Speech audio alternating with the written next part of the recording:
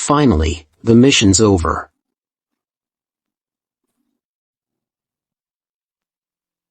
Darling. Ethan.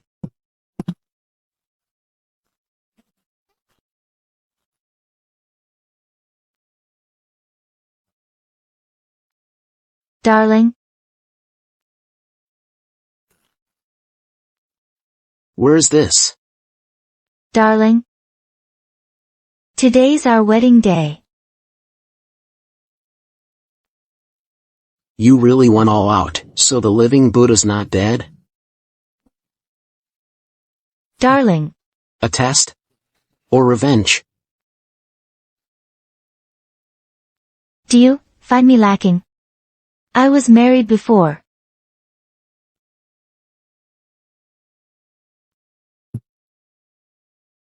You'll know once you try.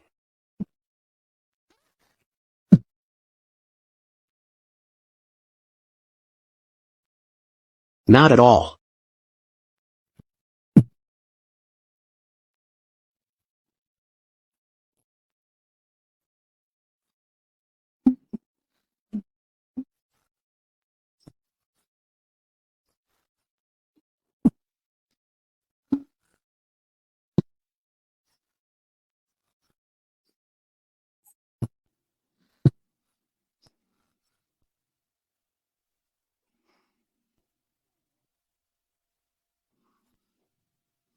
Foot binding?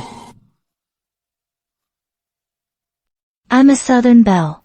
In the South, we consider bound feet beautiful.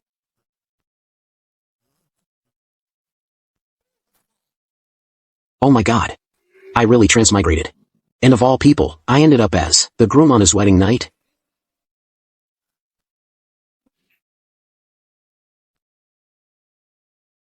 Darling. This is the Soria dynasty, the 16th year of the Jiaoding era. And this body I ended up in. Ethan M.O. is from Riverwood County, Amberfall Prefecture, a lowly constable. He usually keeps a low profile, a man of few words. So, naturally, he hasn't gotten far. Stuck handling petty cases like theft.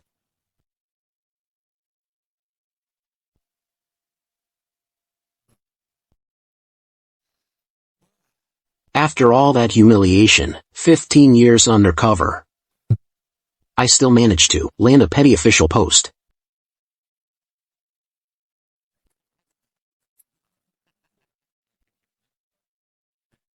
Ethan, you're finally here. We've got a big case.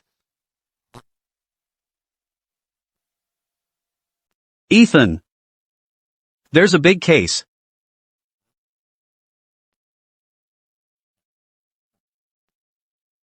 What kind of case?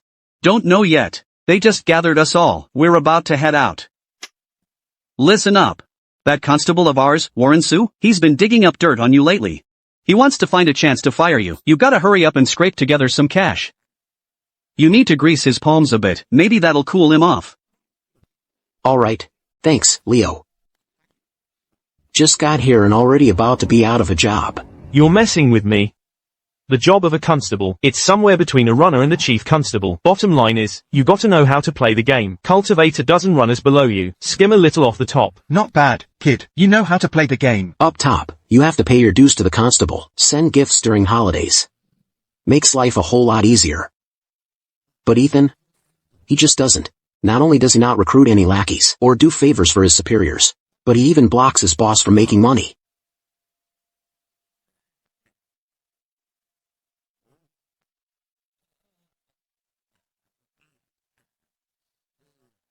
The fact that he's lasted this long is only thanks to his ancestors smiling down on him.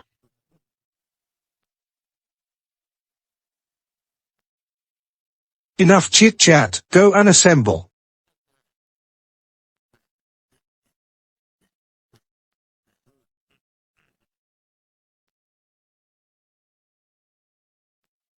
Wang Hu. Here. Liu Qiong. So that's Warren Sue. Zhu Xi. Here. Ethan Mo. Here.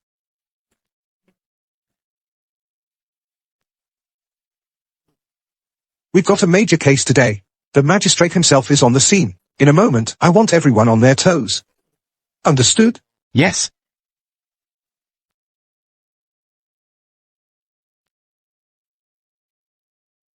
Sir, everything is ready. Let's move out. Let's go. Move out. Official business. Clear the way. Move aside. Any further, and we'll reach the Maritime Trade Office. For the magistrate to make such a big show today. Could it be? Nobody move. You lot. No. Hold them down. Yes. Sir. We're here. Watch your step, sir.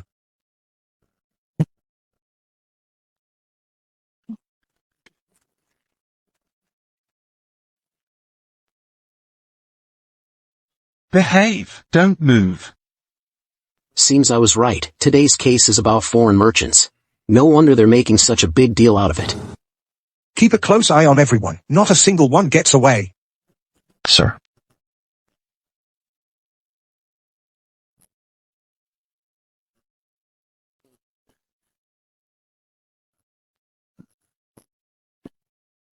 This man. There's something wrong with him.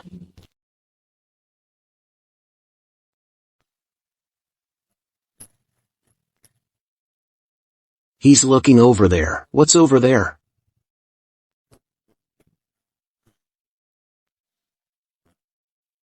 Go ask him.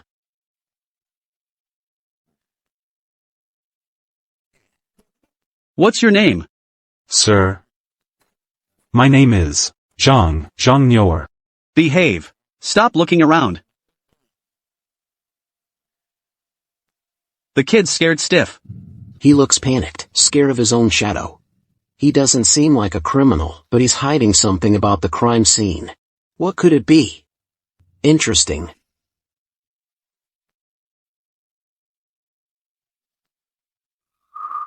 Bring everyone in.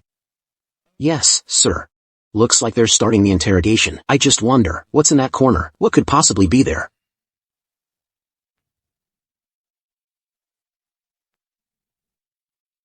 A murder case, or 4 victims? What's going on here?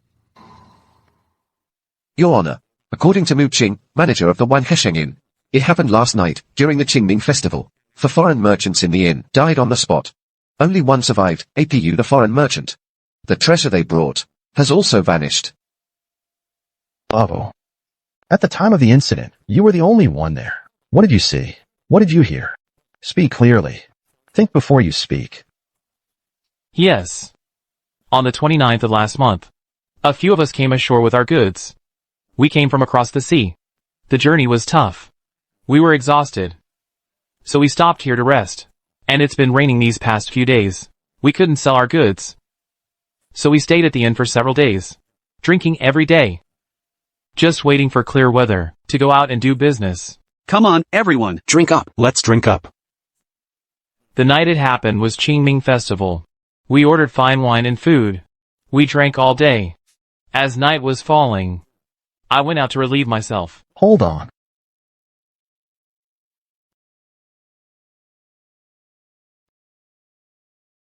Hold on.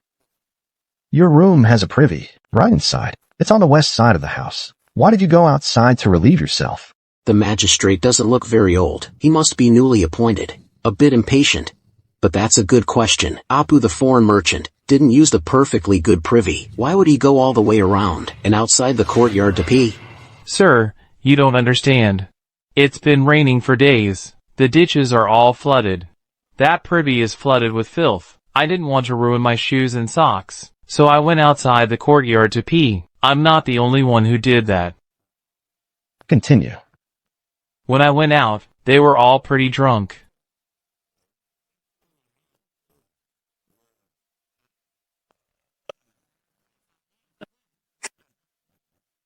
I went outside the courtyard. I found a corner to pee. Right then, a sudden bolt of lightning struck. I saw something strange in the drain. There was something in there.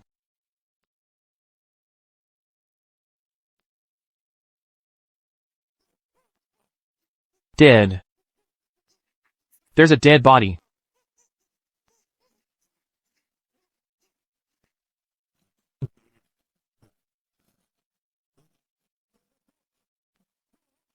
Alan? Impossible. It can't be. Alan was still inside drinking with the others. How could he be dead? And out here? Ahura above, this isn't real. This can't be real. I must have had too much to drink. I must be drunk. Alan is still inside drinking.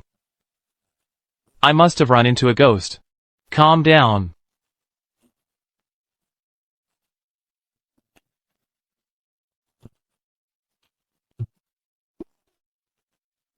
It really is Alan.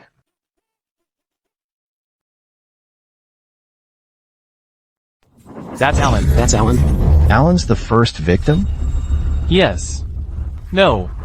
That's not right. I don't know. I don't know. Go on. I sprinted all the way back to our courtyard. I even took a fall on the way. But when I got back, I saw the room was brightly lit. There were 4 figures. I could faintly hear laughter. May Ahura protect me. Everything I just saw had to be a hallucination.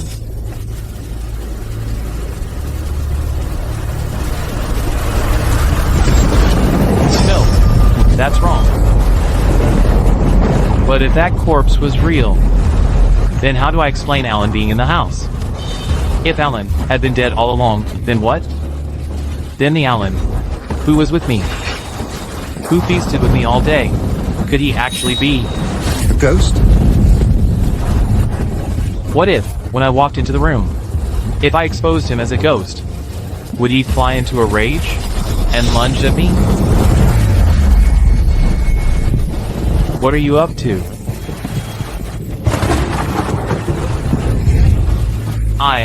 I'll show you something. I thought to myself, if I told them about seeing Alan's corpse, they'd think I'm crazy, or that I was drunk and raving. I'd be better off taking Monia with me back to that ditch outside the courtyard and taking another look to see if the bodies were still there. You're soaked through.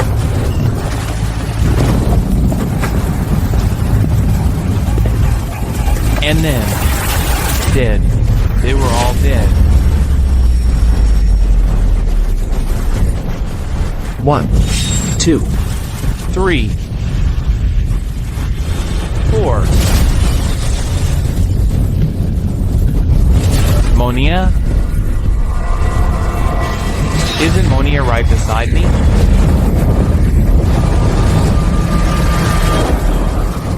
He was gone. Monia's dead too. No, everyone's dead.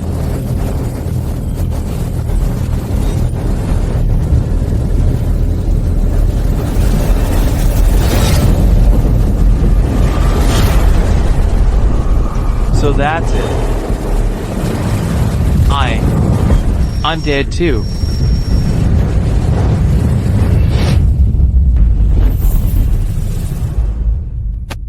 Could we have died long ago?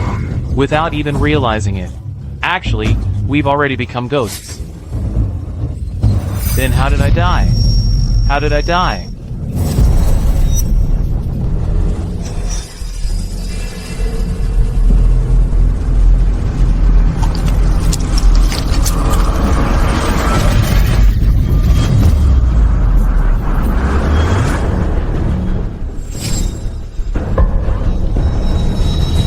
Ahura above. That wasn't a cat at all. Its eyes were utterly terrifying. It was a monster. It was a demon. Utter nonsense. Now we're even talking about supernatural nonsense. Guards, get him on his feet. Yes, Your Honor.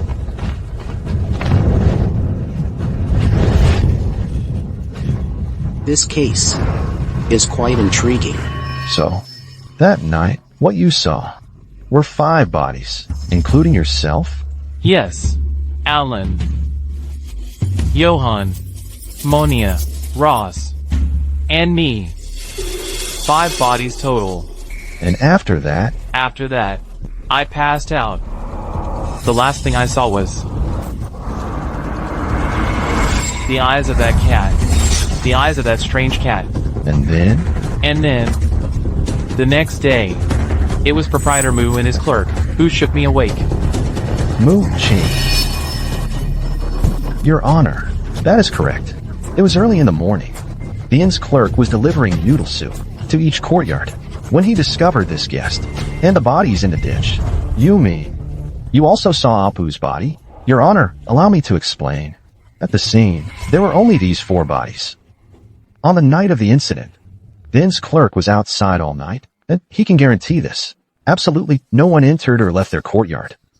And to prevent theft, we also installed iron bars over the courtyard's drain.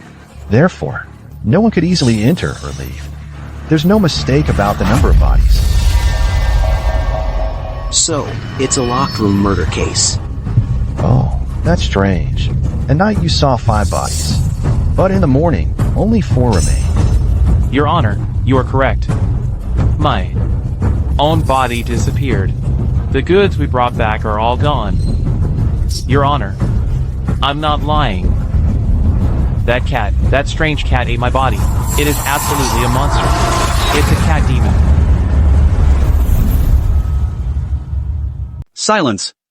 Magistrate Lucius is presiding. How dare you talk such nonsense? With your stories of ghosts and demons. This case involves foreign merchants. Their property was stolen.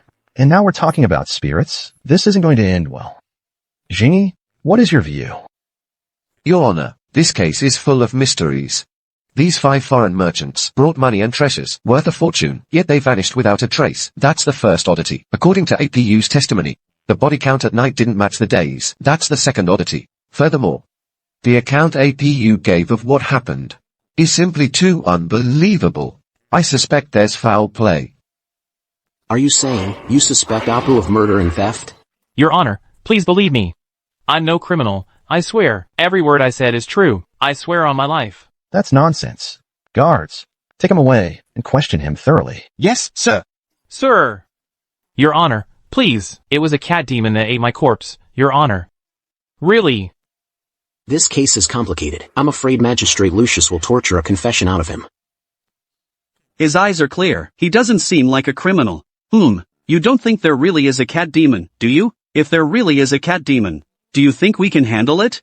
Hard to say. The iron bars at the scene were intact. Yet the bodies and goods just vanished. Maybe this cat demon is really powerful. How dare you? How dare you? With Magistrate Lucius presiding over this case, and you dare show such disrespect, making wild guesses about the case. Sir, I just wanted to help out, sir. That's all I meant. I've finally caught this guy red-handed. Sir, Ethan has always been too cocky, but today, he dares to, in front of everyone, and right before your eyes, wildly speculate about the case. Maybe he's already cracked this case, that's why he's so disrespectful. Ethan Moe, if you really have some brilliant ideas, why not share it with everyone, enlighten us? But if you can't, that's contempt of court. You'll be dismissed and expelled, to set an example. Sir, it's all my fault, sir. I was the one gossiping down there. If anyone's to blame, it's me. Ethan M., is what Officer Sue said true? If you really have something, then today, in front of everyone, explain it to me clearly. Every detail. Sir, these 2 men show contempt for the court, and Ethan's words and actions are insolent. Clearly, he shows no remorse. In my opinion, we should apprehend them both, give them each 100 strokes of the cane, to set an example. Sir. Ethan, speak up. What am I missing? What are you waiting for? Drag these 2 away, give them each 100 strokes of the cane. Yes, sir. Ethan. I wonder what exactly is in that corner. Everyone is dead. Your Honor, I'm telling the truth. That strange cat ate my corpse. It's definitely a monster. It's a cat demon. Sir. There is only one truth. This case is flawed. Apu the foreign merchant cannot possibly be the killer.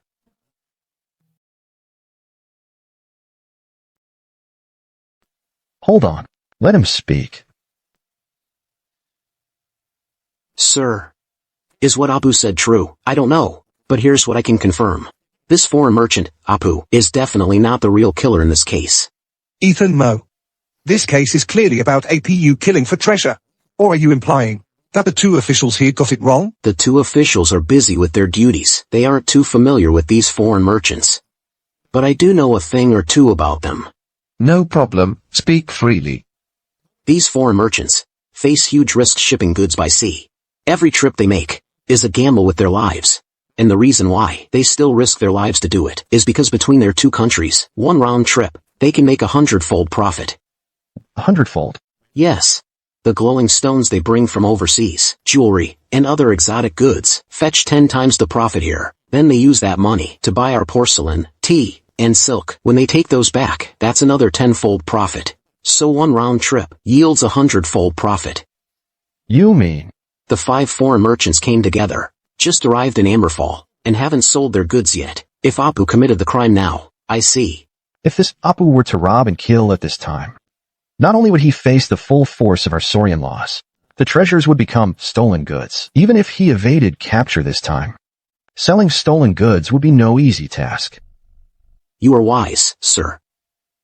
Even if we take a step back, even if Apu had the intent to kill and steal, why wouldn't he do it on the sea route back? By then, all the capital and profits from the 5 of them would all fall into his hands. Wouldn't that be perfect? True. This Apu's testimony also has some strange aspects. Even if Apu did kill someone, he could easily fabricate a story about a thief committing the crime. He doesn't need to make the story so twisted and weird that it raises suspicions right away. So it seems, Apu's suspicion can largely be ruled out. But then who committed this bizarre crime? Sir, my insight is limited. I can only see Apu's innocence. But I haven't been able to uncover the true culprit's trail. It's fine. Realizing that is already a great contribution. Everyone dismissed. Take the body back. Have the coroners examine it thoroughly. The foreign merchant Apu, hold him in custody for now, pending trial. The shopkeeper and clerk of One Heshing, and all others involved, are not permitted to leave the city in the coming days, and must be ready for summons at any time. The shop is to be sealed first. Yes. Sir, does this mean you're not planning to pursue it further?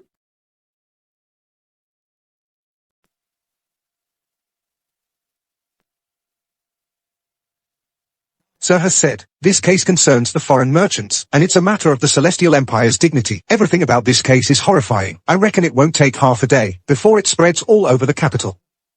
If this case isn't solved, Sir's reputation will suffer.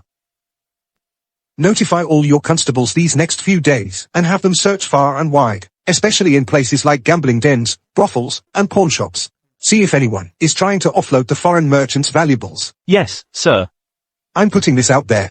Whoever can dig up a lead will be handsomely rewarded by Sir. But if anyone dares to slack off, thinking they can get away with it just because they've caught Sir's eye before and become complacent, I will punish them severely. Yes. That was practically calling me out by name.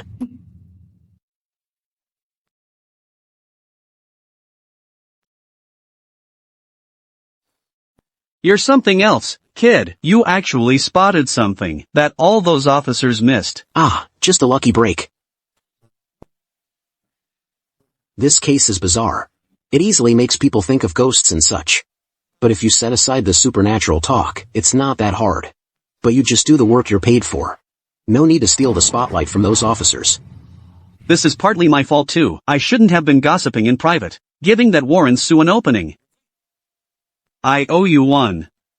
Alright, then you owe me a drink later. Why wait? How about now? Some other day. You go ahead. I'll stay and see if I can find any more clues. Fine. This place gives me the creeps. I'll head back first then. Remember, another day for sure.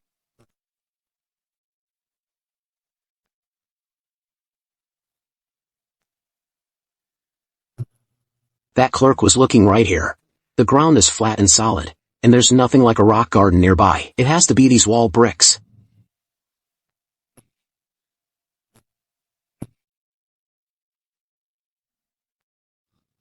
What exactly was that clerk so concerned about?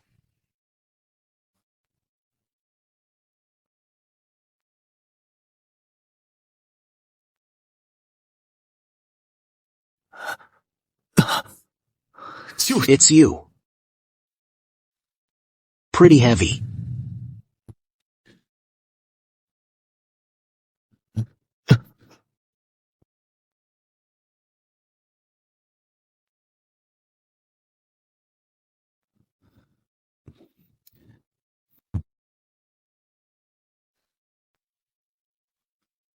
A piece of gold and $1,000. Here's $1,200. That must be over $13,000. That kid hid the gold in a hole in the wall. Seems it's been weighing on his mind. Little did he expect to run into me. I guess I'll just have to take this trouble off his hands.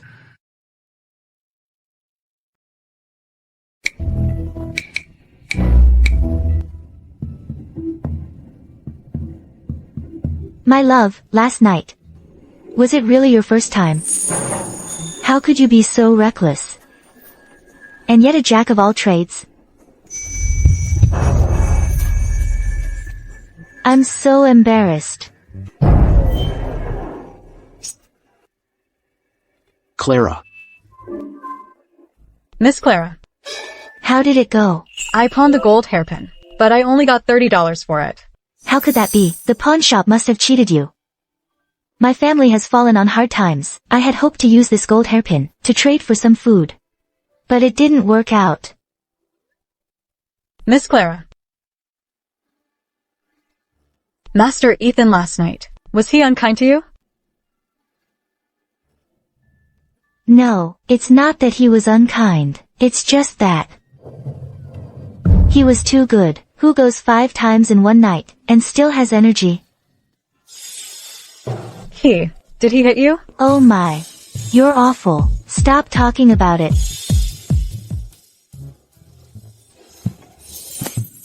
Husband. You must be starving. Come, sit down. Foo, quick, bring the porridge. There's no rice or flour at home. I don't know how these two managed it. They actually cleaned the rice jar. They managed to sweep out 30 to 50 grains of broken rice. They used it to make this bowl of porridge. Husband, hurry up and eat. So this is what it feels like to have a home. This is all we have left at home. My love, please don't mind it. Foo and I have discussed it. We'll go out and find work tomorrow. We can't let you work on an empty stomach. My dear, you two just stay at home. As for money, your husband will go out and earn it. When I get back, I'll buy you some osmanthus cakes, and they'll still be warm. I'm not hungry. Come on. Eat up. Let's eat together. There's plenty. I'm embarrassed, my love. Then we won't stand on ceremony.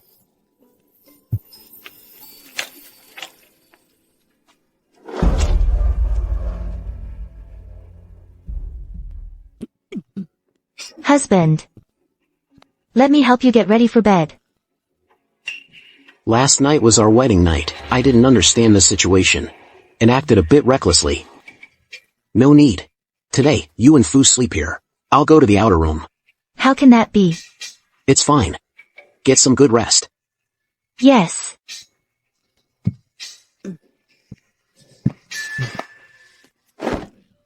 In times like these, a life like this, gentle and elegant, is actually not bad. My dear, you two just stay at home. As for money, Your husband will go out and earn it.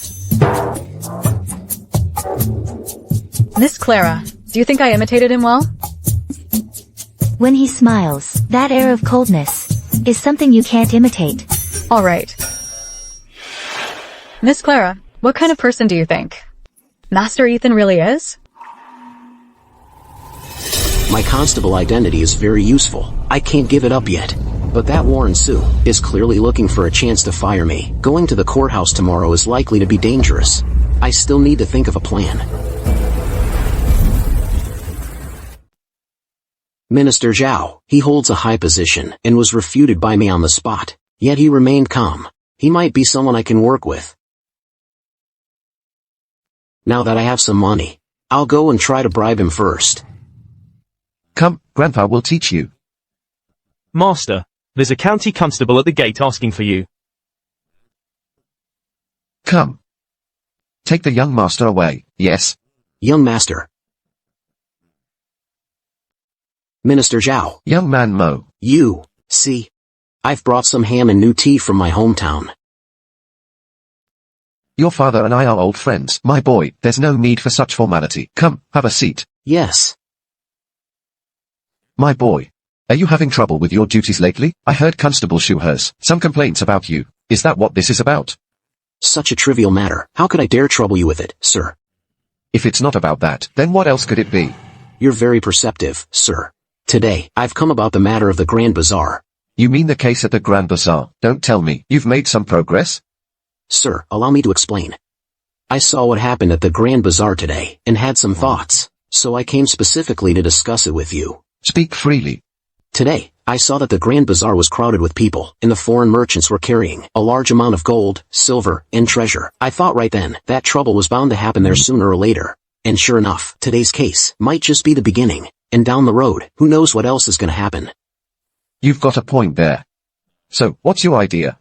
Well, I was thinking, these kinds of cases, we shouldn't let them happen in our Riverwood County. To nip it in the bud, the best way is to set up a city patrol near the Grand Bazaar.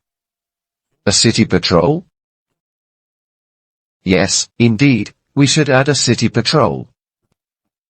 What I mean by a city patrol is like a modern police outpost. But safety's not the main point. What really matters is, one city patrol means 5 official posts, and these official posts mean cold, hard cash. So, my boy, what you're saying is, I'm not the most capable.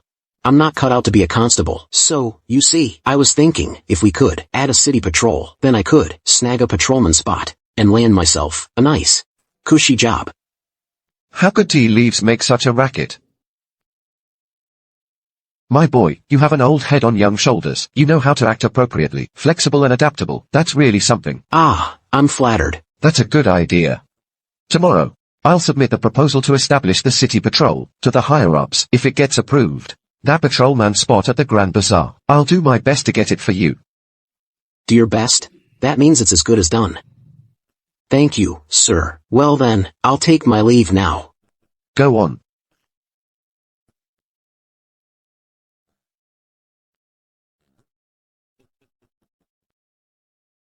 I thought this Ethan Moe was just a greenhorn. But turns out he's got a brain.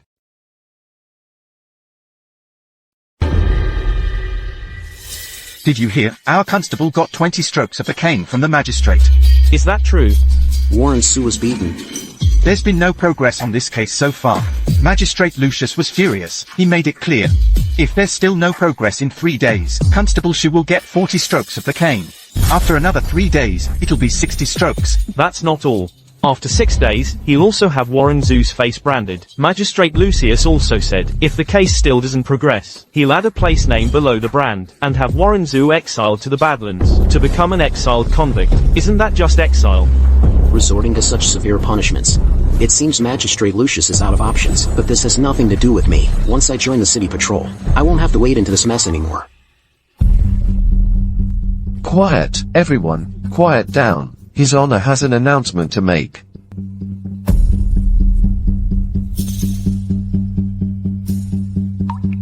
Your Honor. The directive from Amberfall Prefecture has come down. Effective immediately, a city patrol will be established at the Grand Bazaar. 5 men have been selected. They are, in order, Ronan Liu. Here. Silas Zhang. Here. Linus. Here. Ian Zhang. Here. Evan Chin. Here. Not me? Why? You 5 report to the city patrol. The rest of you return to your duties. Everyone dismissed. Yes, sir. Among these 5, 2 are County Adjutant Zhao's men, 2 are Chief Scribe Lu's men. And the last one is Constable Warren Sue's trusted subordinate. They actually dared to divvy up the loot right on the spot, not leaving a single spot for anyone else. They took the bribes but didn't deliver. Minister Zhao, how dare you betray me? My boy, wait. My boy, I'm truly sorry about this matter. Regarding the patrolmen slots, well, there are too many wolves and too little meat. I really couldn't secure one for you. Right. You say you're sorry, but what you're really thinking is that a few words of apology should be enough to save face for me, isn't it? However, I have already spoken to Constable Warren Shu. I told him not to give you a hard time anymore. My boy, for your sake, I've done my utmost. Not at all. Minister Zhao, you speak too gravely. For such a trivial matter, to have troubled you to plead on my behalf repeatedly, I am already deeply grateful. Do you really mean that? Absolutely. Your efforts to nurture me, sir, I will surely remember, and never forget. Good that you know. Go on, Get back to work. I take my leave. Minister Zhao, you've already earned yourself a death sentence. You really think I'm a lump of dough? You can eat however you want. I can't even become a patrolman. Just you wait and see. Listen up, all of you. For this case, our superiors have given us a deadline of 15 days to solve it. Time is running out. If this case isn't solved, and I get the cane, don't think you'll be laughing behind my back. At worst, the entire Riverwood County will be cleaned out, top to bottom. However His Honor the Magistrate deals with me, I'll deal with you the exact same way. Starting today, for every day this case remains unsolved, each of you will receive 20 strokes of the cane, and another 20 for each additional day. When the 15-day deadline arrives, everyone in Riverwood County, from top to bottom, will be finished together. Is that clear? Yes, sir. Ethan Mo, did you hear what I just said? I heard. You heard? Then get the hell out there and investigate. Still standing there watching? Get lost. It seems that Minister Zhao arranged a patrolman position for me, and Warren Su knows about it too. That just makes him want to put me in my place even more.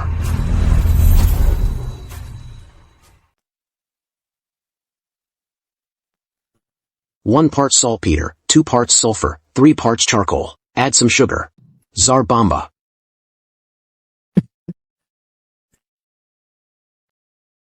Darling. What's this? This? It's a firecracker. A firecracker? I might be going after some thieves tonight. As they say, one signal flare, and 1,000 troops will come running. If there are too many thieves, and your husband here can't take them all on alone, I'll just use this to call the other constables for backup. We'll nab them together. I see.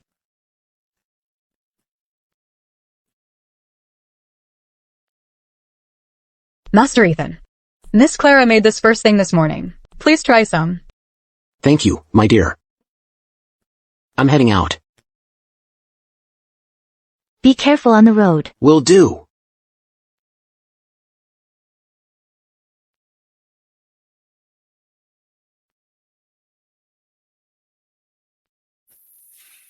That county adjutant, Minister Zhao, and the chief scribe, Scribe Liu, both sold official posts in the city patrol. Now that the new recruits are on duty, they naturally need to be given their instructions. Here you go.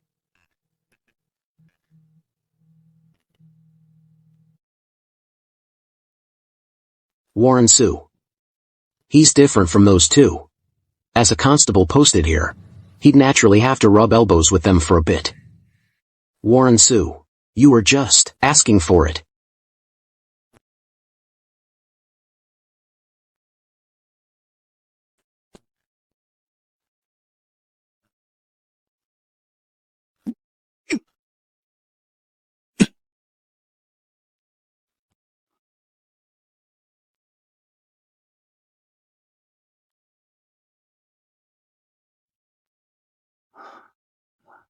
This is the crime scene. The backyard of the old Wanheshing Inn.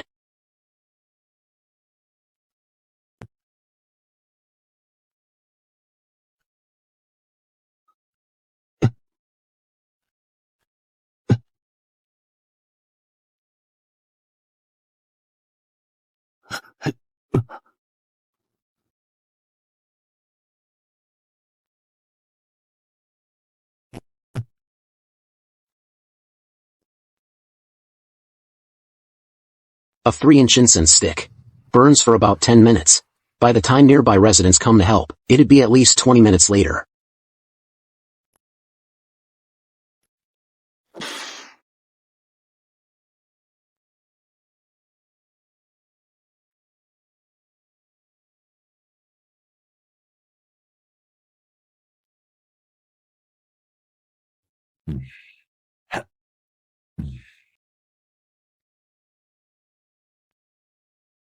Leo. Ethan, come on, come on. Have you eaten? Not too busy, are you? I've been wanting to grab a drink with you, but you're never around. You're impossible to find. Then today's perfect. We drink until we drop. Boss. 2 jugs of your finest. Fire. Let's go check it out. That's the Grand Bazaar. Let's go, we gotta help put it out. What are you doing? The city patrol hasn't even arrived yet. You rushing over there is like trying to steal their thunder. What if the fire spreads? Spread where? There aren't even any rows of connected houses here. You're worrying over nothing. Come on, let's finish eating first.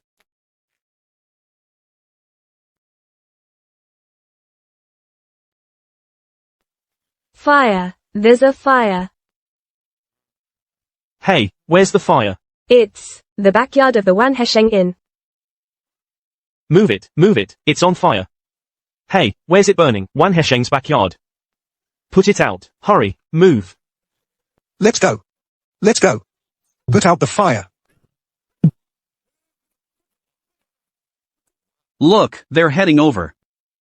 Let's go and check it out.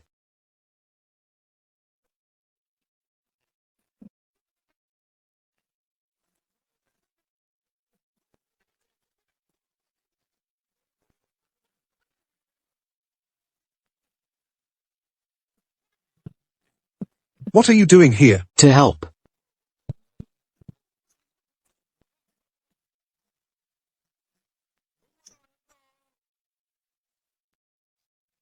We're done for. Totally done. Your Honor. What is the meaning of this? We're finished. First day on the job at the city patrol. We have a drink. And the courtyard just happens to catch fire. We're completely finished. Warren Zhu, you led the men in drinking. Sir. Sir, have mercy, sir. Please, have mercy. I had nothing to do with it, I swear. Warren Sue, as the constable, you failed in your duties, and even led the men in drinking and negligence. What punishment do you deserve? Sir. It wasn't me. Sir, it really wasn't me. I've been wronged. Sir. Sir, listen to me. The city patrol's only been open a day, and a fire breaks out. And besides, this is an old inn. It's been sealed off. No one's living there. How could there possibly be an open flame? How could it be possible for a fire to start? Warren Sue's no fool. In just a few moments, he managed to cook up an excuse like that. Looks like I need to step up, or I'll get burned. Are you saying someone set the fire on purpose to harm you? Ethan Moe. We patrolmen, here to fight the fire, just got here. And you show up right behind us. What are you doing here? Did you start the fire? Just as I expected. No. Officer Sue, you're accusing me of starting the fire? Of course it was you. Otherwise, why would you be here? It has to be him. It's only been a day. And he's already retaliating. Ethan Mo. Confess. Officer Sue, this is the crime scene at the Grand Bazaar. I'm here to investigate the case, of course. You say I started the fire, but at the time it broke out, Leo and I were having a meal out on the street. Both Leo and the restaurant owner can vouch for that. That's right. What Constable Mo says is true. We were eating for quite a while. I originally planned to finish eating and then come to the Grand Bazaar to check it out. Every word I've said is the absolute truth. I wouldn't dare deceive you in any way. Luckily, Ethan, you didn't let me rush over to the fire. Otherwise, we'd really be in a bind trying to explain this. This time, you're finished. Sir. Impossible. You two are lying, sir. They did it. It was Ethan. He wants to ruin me. He wants to frame me. Sir. Constable Warren Sue of this county, for gross negligence in investigating the case, and causing a fire while intoxicated, is sentenced to 80 strokes of the cane, and remanded to Amberfall Prefecture for final judgment. The 5 city patrolmen, who drank while on duty, are each sentenced to 20 strokes of the cane, and dismissed from service. Being sent to Amberfall Prefecture means a severe punishment. Sir, I'm innocent. Sir, I really didn't do it. I was just with them. I hadn't done anything yet, sir. Guards, take him away. Sir, I really didn't do it. Sir, I'm innocent. Sir, I've been framed. Sir. That kid Ethan. Warren Shu targeted him, and now Warren Shu is gone. The city patrol matter. He didn't gain any advantage over him. Am I the next target? This won't do. He cannot be allowed to stay. Constable Mo knows perfectly well that the city patrol has already been established, still insists on investigating. That's rather odd. You're so worried about this major case. I wonder, have you made any progress? Trying to smear me like this, you idiot, you forget the last guy who messed with me was just hauled off. Sir, about the clues in this case, I do have some ideas. Then tell me. Sir, here's what I'm thinking. The so-called cat demon theory is utterly absurd.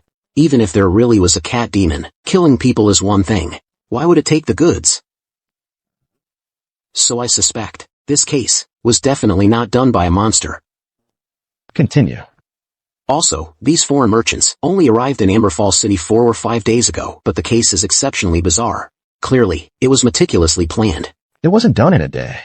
Also, the large quantities of goods these foreign merchants bring back and forth, to transport them back and forth, clearly couldn't be done by one person alone. Good. What else? So I have a bold guess.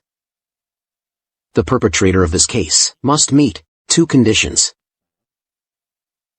First, the perpetrator must know these foreign merchants like the back of his hand, and be able to track their every move at any time.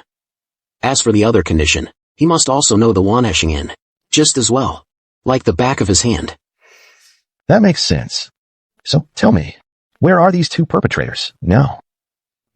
In my head, not only do I have over 1,000 years more of investigative know-how than you, but I've also been a criminal half my life. What do you have? You think you can match me? Constable Amo. Sir, here's what I think. Since Officer Su has already investigated all the current staff at Wanheshing, what about the ones who left before the incident? Right. Someone. Bring the owner of Wanheshing, Muqing, here at once. Yes.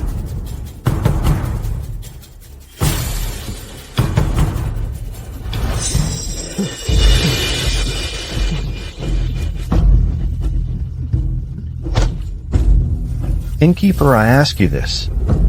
Did any of your staff leave before the incident? Before the incident? Before?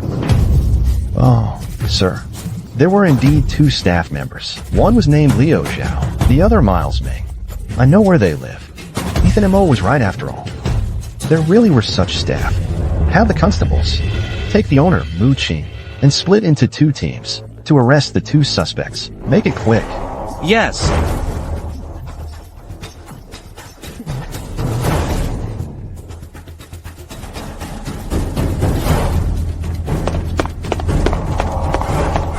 Your Honor, Liu Zhao and Miles Meng are not at their homes. According to neighbors, they both left home several days ago and haven't returned since. We're on the right track. How on earth did that kid do it? Sir, the priority now is to catch the suspects and recover the stolen goods. That makes sense. So, where do you think? These 2 suspects could have fled? Oh. Sir. I'm just a constable, a nobody. I shouldn't be spouting nonsense here. That kid is truly an extraordinary person. I can't believe I was so foolish as to offend someone I never should have crossed. The constable post is open right now. Constable Ethan M.O. He took on the case himself. He's dedicated to serving our country. His case analysis was spot on. He can lead the constables. I hereby appoint Ethan M.O. to acting constable. If the case gets solved, I won't hesitate to promote him. Thank you for your guidance, Your Honor. Acting constable. So I do the constable's job first, then solve it, and I get promoted to full constable. Fail, and I'm back where I started. Magistrate Lucius is playing it smart. Not bad. Constable M.O., about this case. Sir, there are too many prying eyes here. Maybe we should. You're absolutely right. You men stay here and watch the fire. Constable M.O., let's go. Back to the courthouse.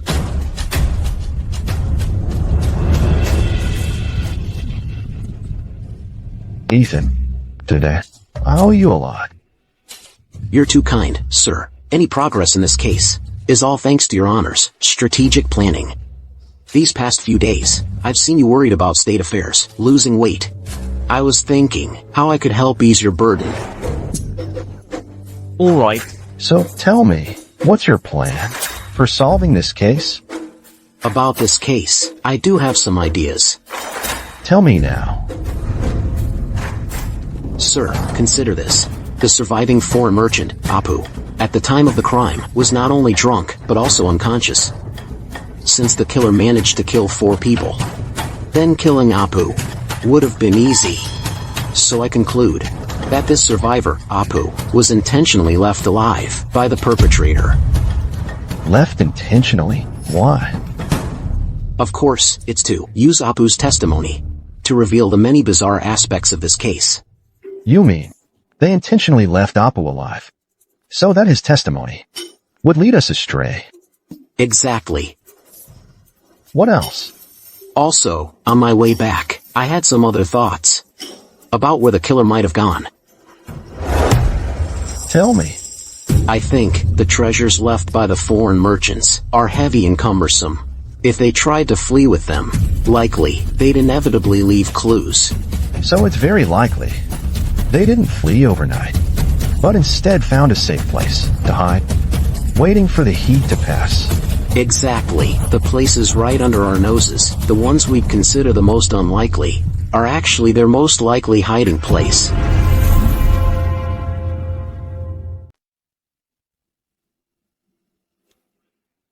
But sir, Amberfall City is a massive city. Hundreds of thousands of households. 2 or 3 million people. You can't seriously expect us to search every single one. No way. This is the capital, the heart of the empire. We can't just do that. You kid, you've already figured out how to catch the culprit, haven't you? Just trust me, sir. Of course I trust you. Get on with it. Then just hand this case over to me, sir. Once I've pieced together the full sequence of events, the culprit will show himself. We can investigate, but this case is critical. Don't worry, sir. Before the 15-day deadline arrives, I'll bring you the culprit along with the evidence. Are you serious? Absolutely. This case is bizarre and unsettling. It's bound to rock the capital. Stick your neck out, you get the axe. Pull it back, you still get the axe. We might as well bet everything on this one. Good. The case is yours. Rest assured, sir. A fly riding a swift horse travels far. Your promotion is imminent, and I'll be right here, ready to serve you even more. I take my leave. Go on. Ethan.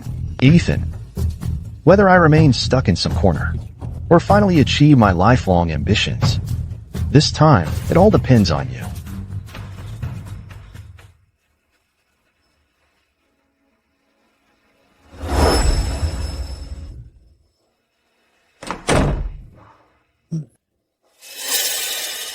Magistrate Lucius is also new to his post, not too shrewd. If I choose him as my patron, aim for a promotion. It'll be just around the corner. Provided I crack this case first. Hey.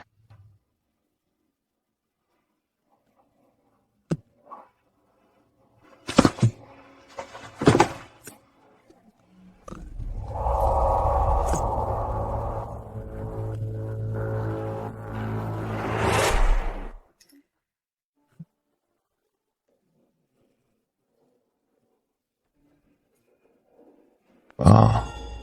Something doesn't feel right here. Oh. Shoot, lately, I've been sleeping in the outer room, with Fu staying inside with my dear. This girl, why'd she go back to her own bed? Without saying a word? Ma, Master Ethan. What's all the yelling? You switch beds, without telling me? What are you up to? Master Ethan. What are you doing? What am I doing? Let me tell you something. If I really wanted to do something, you could scream your lungs out and no one would come. Sleep.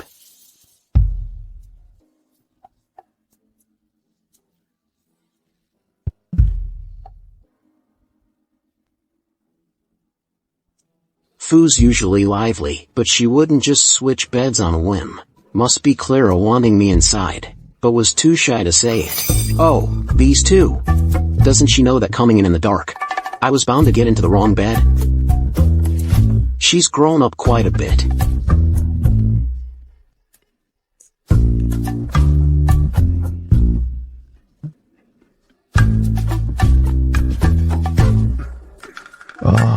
My dear. To think that I, of all people, after all my years in the world, I'd walk right into your trap today. Where did you touch her? I didn't touch her anywhere. You're lying. I really didn't. Don't I know, Fu? That startled cry she just let out clearly means you touched her somewhere sensitive. Sensitive spot? What sensitive spot? You mean, this sensitive spot? Oh, stop it.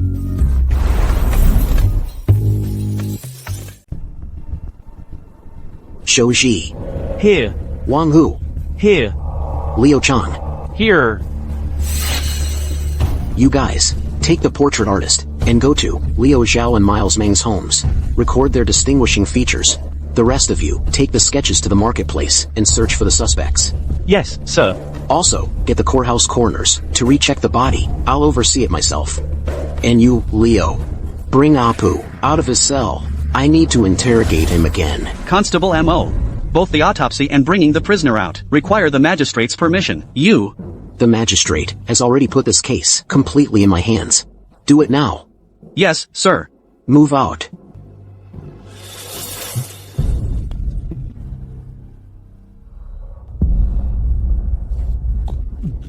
Sir, he's here.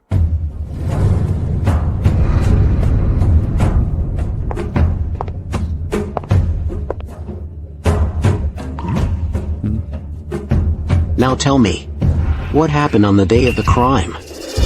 On the morning of March 29th, our group arrived at the Golden Gate docks. We were dead tired. Once at the Wanheshing, we passed out and slept straight through till noon the next day. Over the past few days, we fell in love with the humid air here, the fresh green tea, like a gentle and serene maiden. Stop it. Stop it. Who said you could talk about women? Continue. Okay, on April 1st, we ordered a big feast. We even had Jian and Yubing wine. Enough. I told you not to talk about women, so now you're talking about wine? Tell me when the banquet started. It started in the early afternoon, because we prayed to Ahura at high noon. After we finished our prayers, the banquet began.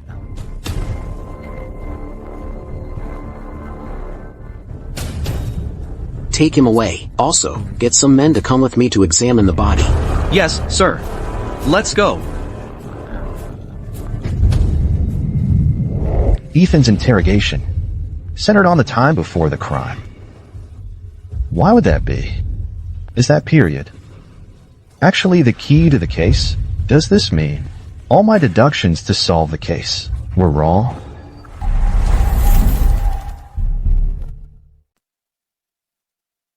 Your Honor. Your Honor. This filthy business, how could we dare trouble Your Honor with such a trip? The case is urgent. If I don't see it for myself, I just can't rest easy. Where are the coroners? I've already sent someone to fetch them. They should be here soon. Just a few corpses, and they've been examined over and over. Are they just messing with us? Exactly, some insignificant petty official. And he actually thinks he's a big shot. We pay our respects, Your Honor. We didn't know you were here. Please forgive us. These two, have really stepped in it. Open the coffin and examine the body immediately. Please, Your Honor, give us your instructions. Which one should I start with? Figure it out yourself. Yes.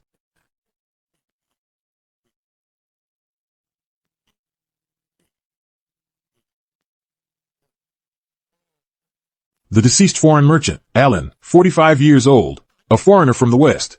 This corpse has a purplish complexion, with bulging eyes. Confirmed death from fright and terror. Bullshit. You. It seems Constable M.O. has a problem with the autopsy report I wrote, has an issue with it. But I don't know what mistake I've made. The deceased has ruptured blood vessels above and below the eyelids, clearly indicating death by suffocation. Go look yourself.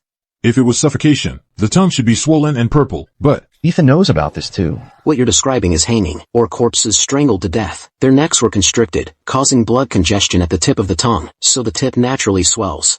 But this corpse has no marks on his neck. I merely said he suffocated. When did I say he was strangled? Either strangled or choked. Otherwise, how could he suffocate? On the day of the incident, it happened to be raining. The ditch where the body was found was filled with water. If the deceased was unconscious at that moment, the killer only needed to use his clothing to cover his face. In just a few minutes, he would suffocate and die. I never expected this guy to be so knowledgeable about autopsy principles and understands it so well. Riverwood County is a major county near the capital, with immense responsibility. How could there be someone like you, a useless freeloader just warming a seat? You there. Report on Monia. Foreign merchant Monia, 38. He's a foreigner from the West. You idiot. Wrong again. Sir, no, I don't see my mistake.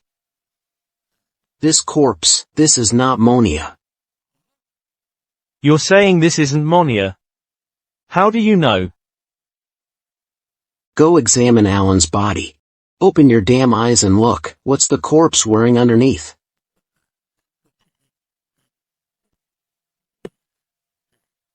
Inside the deceased's clothes, he's wearing a strange sacred vest right against his skin.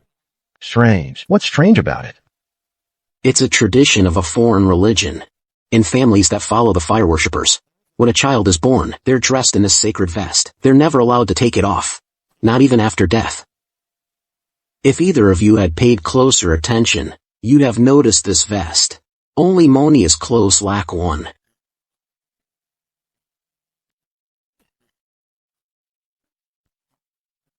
Just as I thought, he got it right again.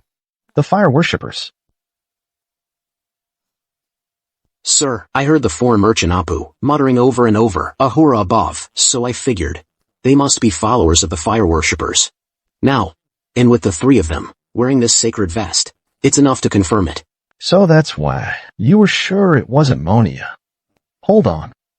But when you made your guess, you clearly hadn't even checked his clothes. You are sharp, sir. When the foreign merchant Apu first discovered the body, he turned and ran for the room. While in the courtyard, hesitating, someone stepped out of the room. That person was Monia. So that's why you concluded Monia wasn't dead. His timing was just too perfect. Maybe it was no coincidence at all. Because of his appearance, Apu changed course and returned to the crime scene. If we assume Monia is the killer, then why would he stop Apu from going in? Because at that moment, all the foreign merchants were already dead. No one was left alive in that house. My God, so that's it. But since Monia isn't dead, where did he go? Then who is this corpse? So I intend to find out.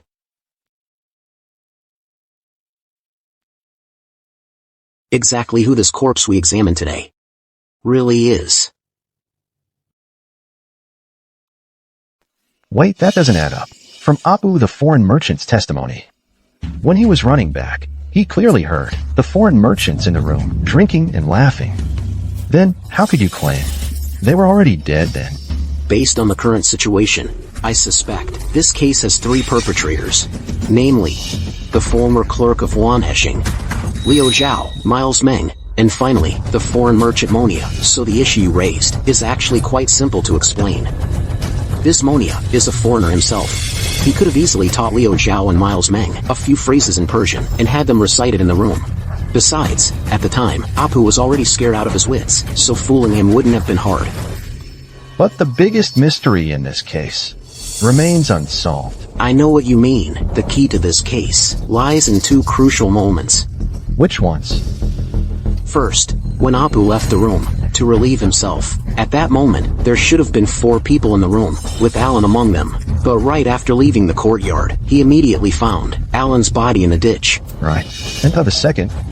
The second crucial moment was when Apu dragged Monia out of the courtyard and discovered outside 5 bodies, including his own and Monia's. That's the most bizarre and puzzling part. If we can't solve this, no matter how many clues we find, it'll all be for nothing. Exactly. But don't worry. I have faith in you. You'll definitely untangle all the twists and turns and get to the bottom of this. Sir, your high expectations fill me with fear and trepidation. I dare not let you down. Your Honor, Constable M.O., look over here. I found something. Look, It's a tattoo. In days past, when my family was not yet poor, I used my wealth to win over friends. Now that I'm down on my luck, I seek a true friend. But I've traveled far and wide and found no one. It's a 4-line poem. Someone. Yes. Go and notify Liu Zhao and Miles Ming's families to come identify the bodies. Hold on, wait. Leo. You, go to Wanheshing and tell their manager, Mu Qing, to come here. Don't say a word to anyone. Yes. You, get the portrait artist. Have him copy this tattoo. Yes. You think this body is Miles Ming or Leo Zhao? You suspect this corpse is Miles Ming or Leo Zhao? Exactly. This tattoo is faded and blotchy, which means it's old. It couldn't be a foreigner's. So, it must be one of them. You mean the three of them worked together, and then there was infighting, killing one of them? It might not necessarily be infighting. This person's death could have been planned by the perpetrator long ago. This Monia wants us to think he's already dead, and he needed a corpse. His own corpse. I see. This corpse is a Saurian? But his beard and hair. But they're all curly. You're a fool. Move aside.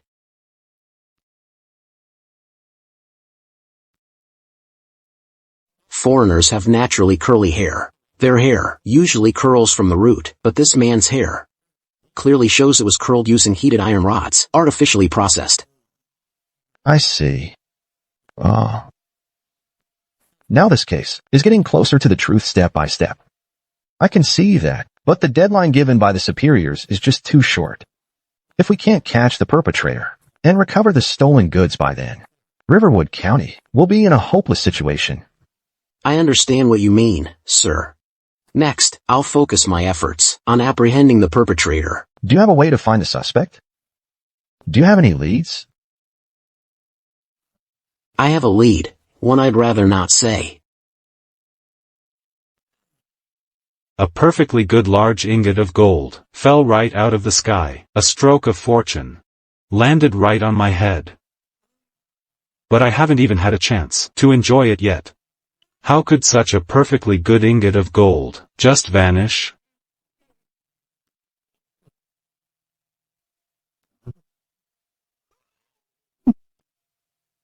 Who is he? Is he a ghost or a man? He wants to kill me. Young man, that thing in your mouth, where did you get it? This is my handkerchief. He's asking about that ingot of gold. That's it. Sir, spare my life. I did take that gold, but that murder has nothing to do with me. Tell me everything in detail. If you dare lie to me, I'll nail you to the ground. I understand completely. And I wouldn't dare tell a single lie. It was the morning after the Day of the Ancestors. A clerk from the Wanheshing Inn discovered in the ditch outside the foreign merchant's courtyard a pile of dead bodies soaking. Look, there's a dead body in the ditch. The clerk shouted for everyone to come over, and I was among the first to arrive at the scene. Gold. It's really gold. At that time, I only thought about hiding it first. Once the heat died down, I'd take it out and use it secretly. That's what happened. Yes, and then, the officers arrived. I thought the heat had passed. Yesterday, that shop caught fire. I wanted to take advantage of this opportunity, to retrieve that gold. But unexpectedly, the gold was actually gone. So, according to that, my gold, you didn't take it? Your gold? This ghost, he's that dead foreign merchant. I've been in business for many years, and I saved up this batch of gold. If it's gone, I won't rest even in death. Could that figure really be a vengeful spirit? My gold. Where on earth are you? Ah. A ghost.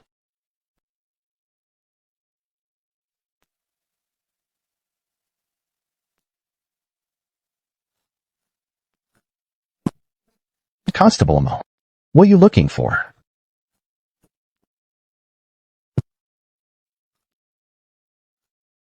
Come here. Shine it over here.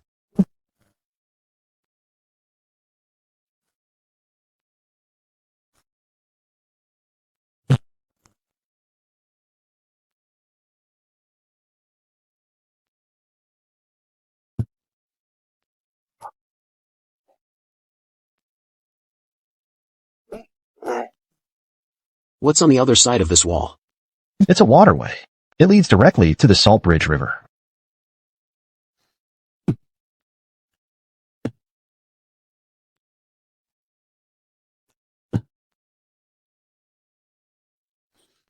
I see.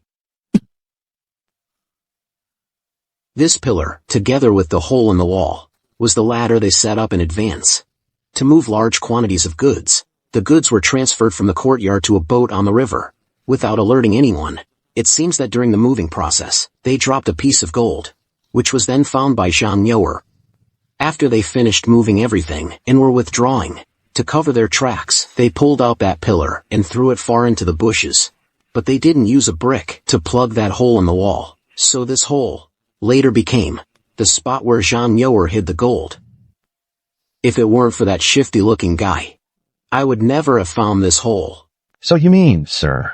On the night of the festival, outside this very wall, a small boat was moored. 2 men got off that boat, scaled the high wall, and entered the courtyard. After they killed and stole the treasure, and withdrew, there were still 2 people on the boat. Except one of them had become Monia. Now it all makes sense. What about the 2 men I asked you to find? They're both inside, as you instructed. I found 2 men in total. They were always with Liu Zhao and Miles Ming. They're clerks and were very close. Lead the way.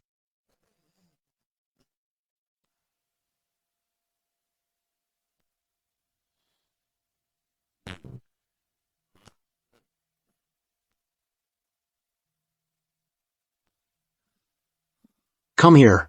Take a look at this. Do you recognize it? Hey, Isn't this Liu Zhao's tattoo? Last year, during the hottest days of summer, I saw it when he was shirtless. This Liu Zhao. Did he have any cats?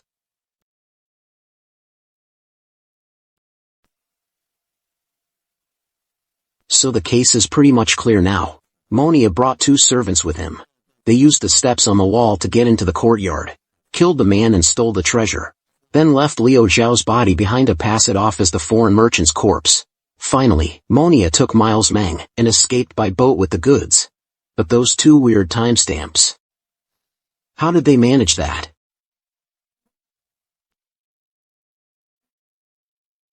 You're awake. Darling, you're still here. That's so sweet. That nap left me all disoriented. I thought I'd slept through the night. And it was morning. Turns out, it was just an afternoon nap.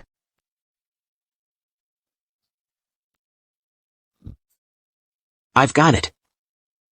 That's it. Darling, what's wrong? My dear. You're my lucky charm. You're absolutely brilliant, you know that? Master Ethan, Miss Clara. What are we having for lunch? Oh. In broad daylight. Can't you 2 get enough? Hey, you'll understand when you're older. This kind of thing, you can never get enough. Darling, you didn't sleep a wink last night. And you didn't nap today either. Are you going out already? My dear, you know what? You just gave me a breakthrough. You've done a great service. Just wait till I get back. I'll reward you properly. You're shameless. I only said I'd take you to see a show as a reward. What were you thinking? You're terrible. I'm off.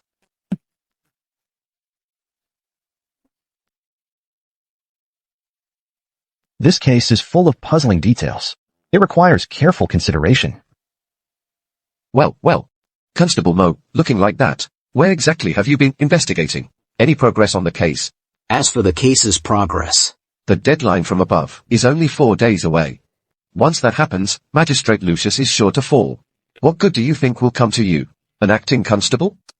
actually, yes. The 4th culprit in this case. I have found him. What? This bag is tiny. How could it possibly hold a person? Don't tell me. What Ethan brought back is the culprit's head? A cat demon. Oh, it's a monster. Help. Help. Oh, the cat demon. A monster. Help. That's it. That's the one. No wonder Ethan is covered in mud. Turns out he's been sneaking around these past few days. To catch this cat, you may leave. Constable Mo and I have matters to discuss.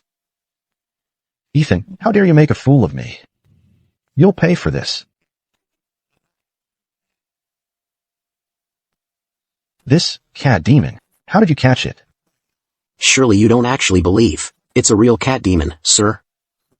Of course I don't believe in such superstitious nonsense. It's just, looking at this cat, it's hard not to be a little convinced. Do you really have the means to subdue demons? Sir, catching this cat wasn't much easier than catching a demon. Tell me quickly, how did you catch it? The other day, I went to Wanheshing Inn.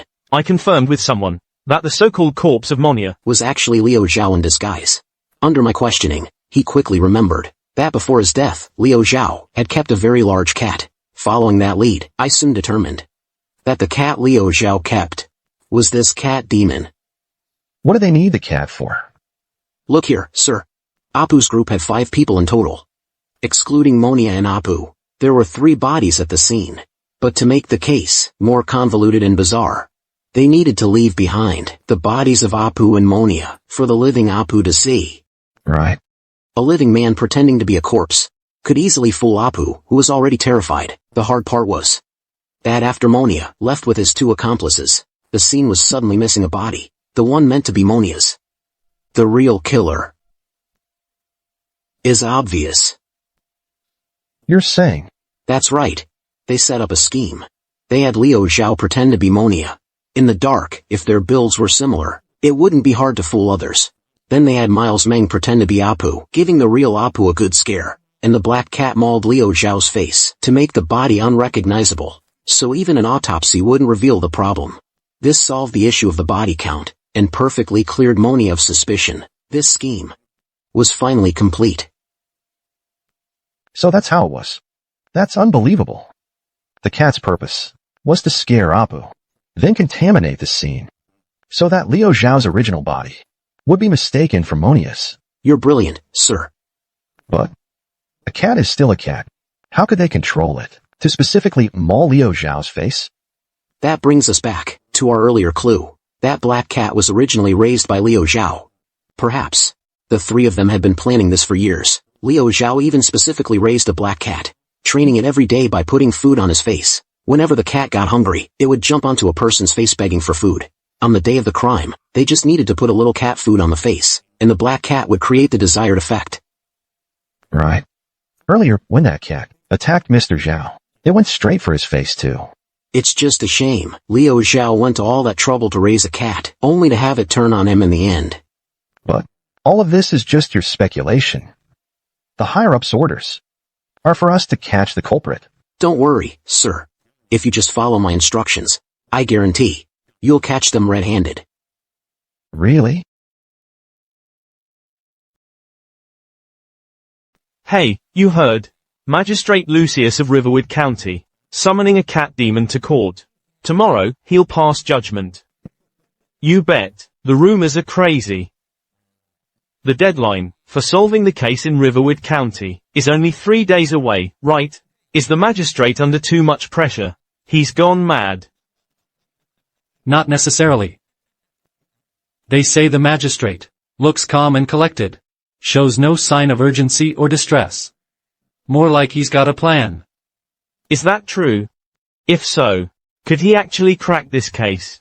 If he cracks it, Magistrate Lucius would be a real standout. We'll see. Court is now in session. Order. See, that Magistrate Lucius was last year's second-place scholar. He's a genius descended from the heavens. To judge a monster, you need an official like him. Order in the court. Recently, a murder occurred in the Grand Bazaar in our county. A foreign merchant was killed, and a valuable treasure was stolen. The case has shaken the capital. As the official responsible for the people of this region, investigating this case is my solemn duty. Based on our investigation, one of the perpetrators is a cat demon. It murdered and destroyed the body. The evidence is conclusive. The cat demon has been apprehended by this court. It will be tried publicly today. Bring in the accused, the cat demon. They actually caught a demon. Is this real?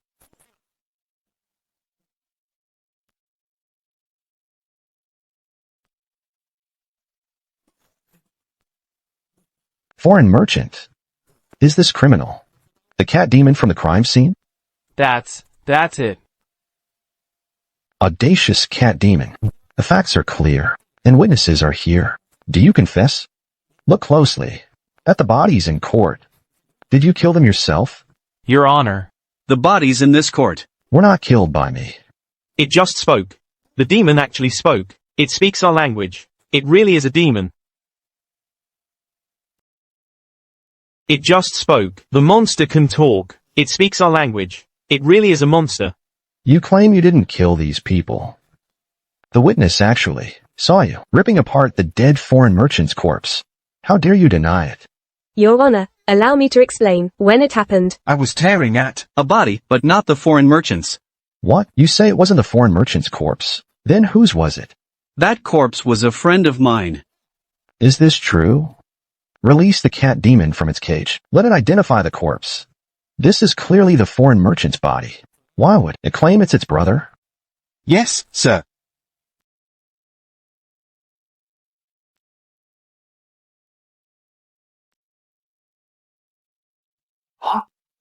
Why'd they let it out? It's him. How dare you make a commotion in this court?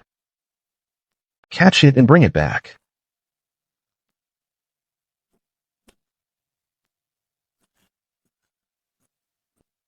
Guards, take the corpse the cat demon pointed to, and open it. Examine it closely. See if it's the foreign merchant.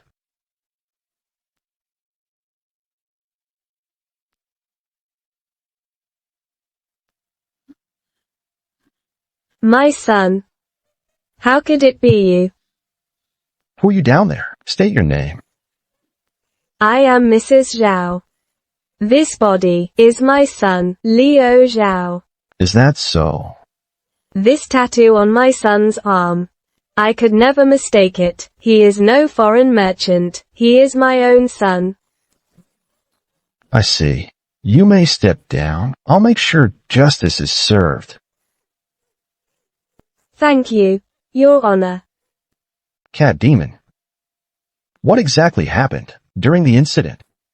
Your Honor, allow me to explain. Someone among the foreign merchants harmed my friend, Liu Zhao. Then they took Liu Zhao and disguised him as himself to fake their own death and escape. I am determined to get revenge for my brother, Liu Zhao. I wish to help the magistrate capture the culprit in this case. How can you help? The scent of the culprit. I can smell it from far away. I also know where the culprit headed. I'll lead you, sir, to catch the culprit. And avenge my brother. Excellent. This case is complicated now. We cannot close it yet. I order this cat demon to lead the constables and catch the main suspect. Court is adjourned. Constable Amo, if we don't catch the culprit this time, I'll be utterly humiliated. I'll never be able to show my face in official circles again. Don't worry, sir. This operation, I guarantee it'll be flawless. Your ventriloquism skill, you must not tell a soul. Otherwise. Understood. Here. Thank you, sir. Now, it's up to us. Listen, Constable Amo. I've staked my entire career on this. If they don't come through here today, we're finished. Relax, sir. Your interrogation of the cat demon was bizarre enough. 2 days was plenty of time for that news to spread all over Amberfall City. Monia and his crew are bound to know. And once they know, this cat demon can hunt people down. Their first instinct will be to run. That may be so. But how can you be sure they'll flee from this dock? Watch this. Their cargo is heavy. They can only go downstream. Under cover of night, straight out to the sea via the Riverwood. They don't have many options. Now I get it. Your real talent isn't solving cases. So tell me, sir, what is my real talent? You can read people's hearts with perfect clarity. You can make anyone place their bets on you without even realizing it. Just like I'm doing now.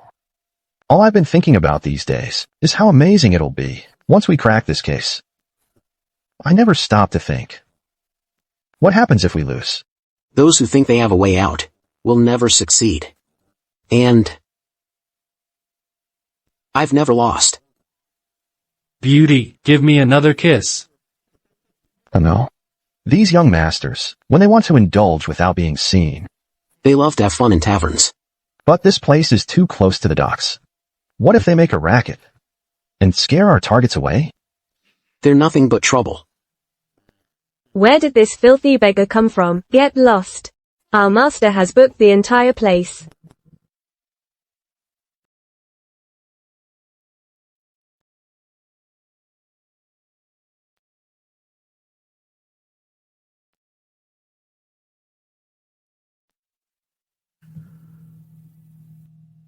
This tune, these lyrics, they're quite refined. I've never heard them before. Didn't you hear us? Get lost. If you ruin young Master Zhang's mood, you'll lose your heads. Hold your tongue. Which sage is meditating here? Our words were crude. We've disturbed your peace.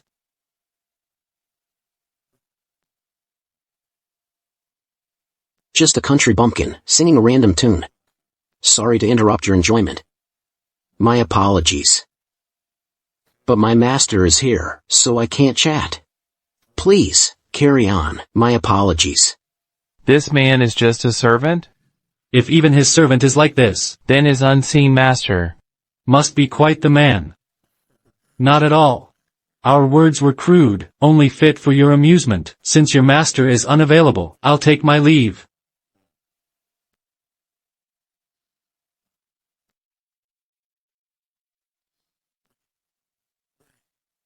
Well done, Constable Amo. But that tune, where'd you learn it?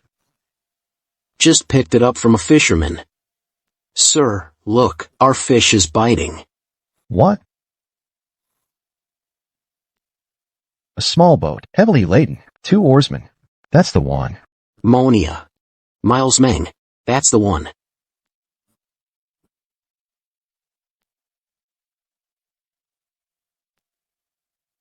You on the boat, you're surrounded. Come ashore now, or else, all constables. Here. Fire. Take them down, dead or alive. Yes, sir.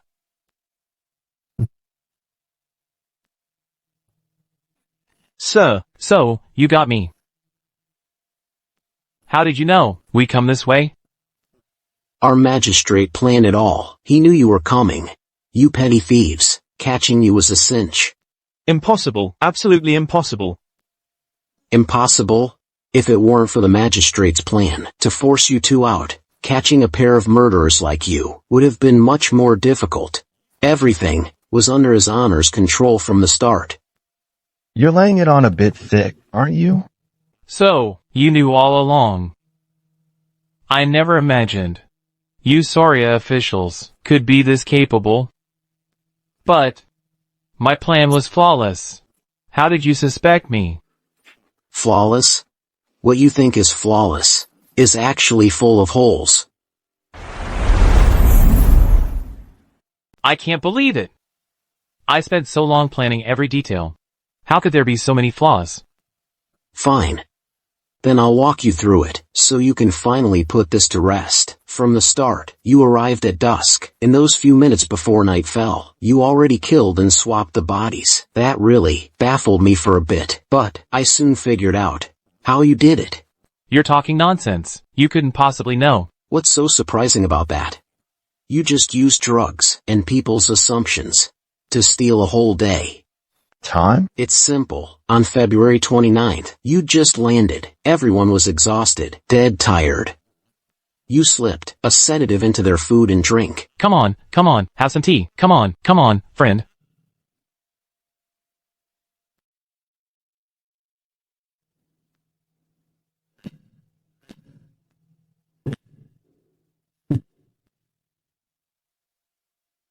When the time came, you woke them up. With just a little hint, they believed they'd slept a full day and night. But actually, they only slept through the morning. You took advantage of that one-day information gap. 3 days later, you drugged everyone again. Come on, eat up. As soon as Apu stepped out, everyone passed out, including Apu outside. That way, you had a whole day to kill your partner, dispose of the body, and transfer the goods. Once everything was taken care of, by the next evening, while Apu was still unconscious, you then fed Apu the antidote.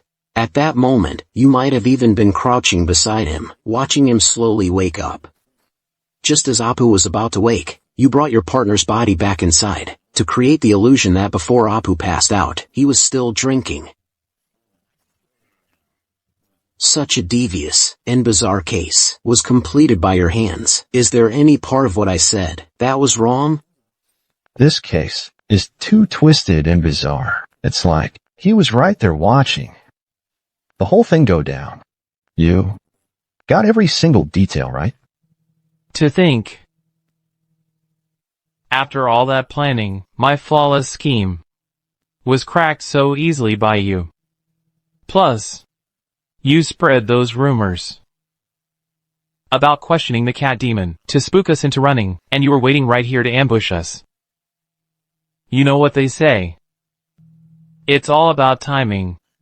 Luck and fate, your biggest mistake, choosing Riverwood County as your crime scene, was choosing the location of your crime to be Riverwood County. The moment you made that decision, you were doomed to fail, because you ran into our magistrate Lucius.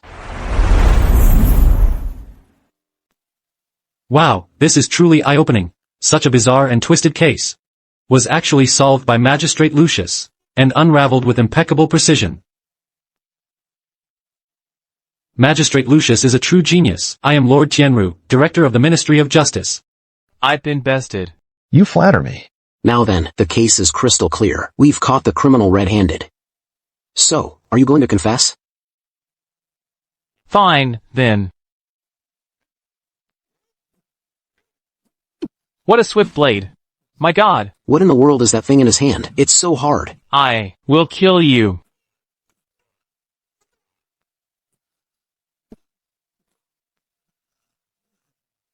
Don't move! So internal energy really does exist here. Looks like I need to get myself a proper weapon and train my martial arts seriously. Take him away.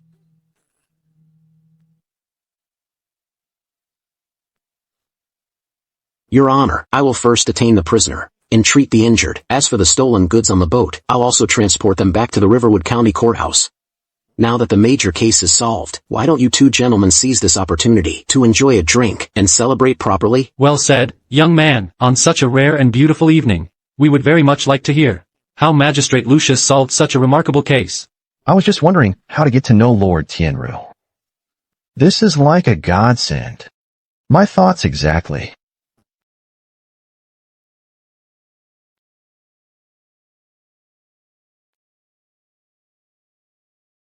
Sir, Ethan M.O. is here to see you.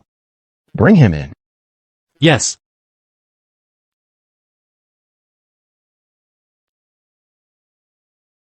Sir. Ethan, what is it? Everyone out. Yes.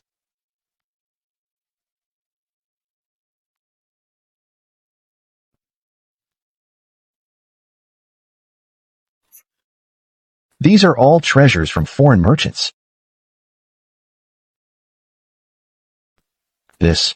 Where did you get this? These items of contraband, I was the one responsible for registering them. So I specifically picked out a few of the most valuable ones to present to you, sir. You have some nerve. How dare you? Sir, I know you've always had lofty ambitions. If you were to serve as an official, you could certainly bring prosperity to the region, but if you remain as clean as a whistle, in the future, how will you ever navigate the ups and downs of the officialdom? You aren't wrong. Sir, these things belong to those deceased foreign merchants. You cleared their names, and they would be eternally grateful. So there's no need for you to worry. With a subordinate like you, my career will be at least 20 years ahead of schedule.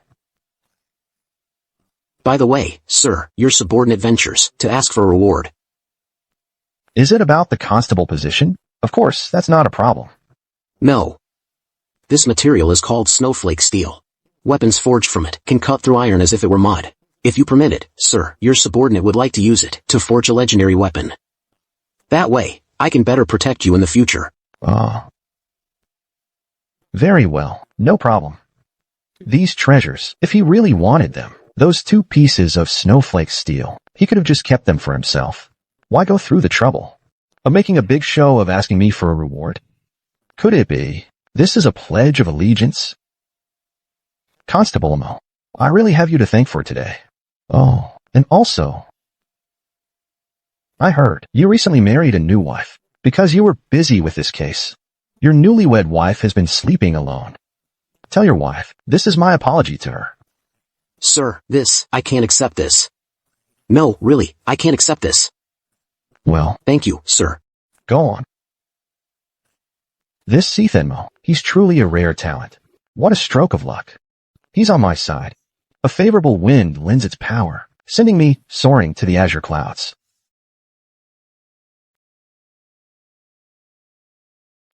Miss Clara, it's all here.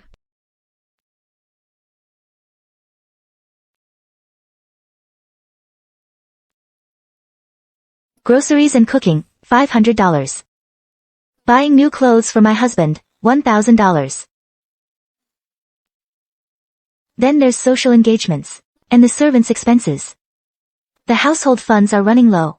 We still need to save for the children. With expenses like these, it just won't do. My dear, are you saying you want to have a child? It seems my efforts as a husband are still insufficient. Husband, what are you saying? I mean, we need to save more. For our future children. My dear, come with me.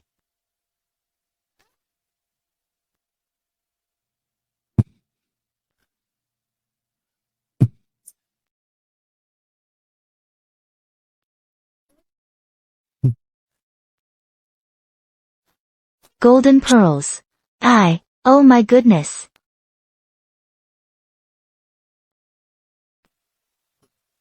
Master Ethan.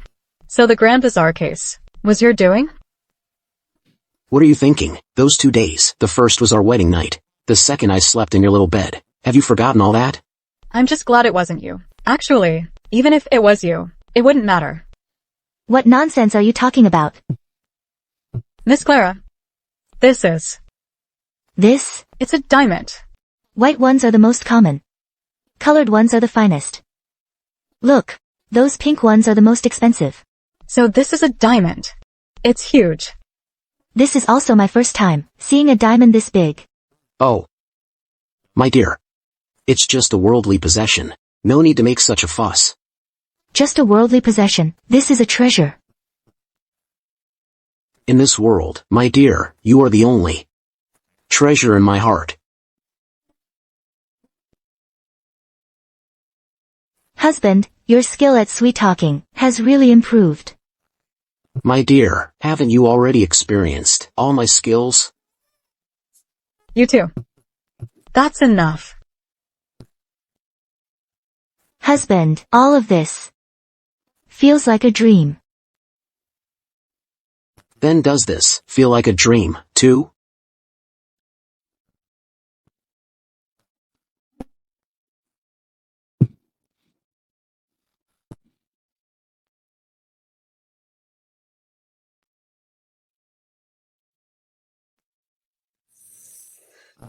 Have I been a bit too reckless with you these past few days? Miss Clara, why are you washing your feet in the middle of the night? Our dear Ethan here has quite a few tricks up his sleeve. You'll find out in due time. What do you mean? Why will I find out later? Miss Clara, stop making things up about me. Stop denying it. That day, who was it that took our dear Ethan's discarded clothes, pressed them to their nose and sniffed, and got caught red-handed by me? I was just smelling to see if the clothes were sweaty, to check if they needed washing. Miss Clara, you're wronging me. Master Ethan. Phoo. Who are you so angry with? I'm not. Life in the Soria dynasty is really interesting. Sir, something terrible has happened. Constable Mo, something has happened at Marquis Chongfu's estate. Magistrate Lucius is there now, and he wants you to go over immediately. Marquis Chongfu's estate. Marquis Chongfu, Yang Jun, something has happened at his estate. This is going to be troublesome.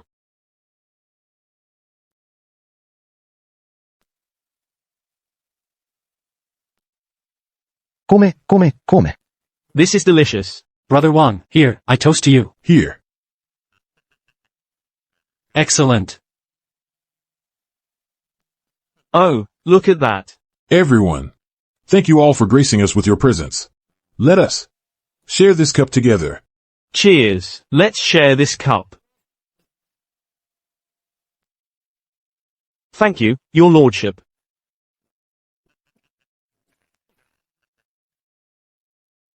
Take your seats.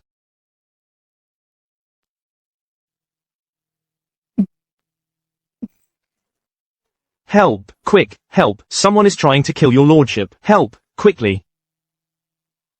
What? What's going on here? The blood color looks strange. It must be poison. Your lordship, we should call the authorities right away. The magistrate of Riverwood County. Is he here? I am here, your lordship. Your lordship. Recently, you solved the Grand Bazaar case. Everyone in the streets says, you're a master investigator. So today, this case, I'm putting you in charge. Yes. Your lordship's trust honors me. I will certainly take this case. I will surely get to the bottom of this. So, Magistrate Lucius, do you have a plan in place? My lords, does anyone know the deceased's name and official status? I know him.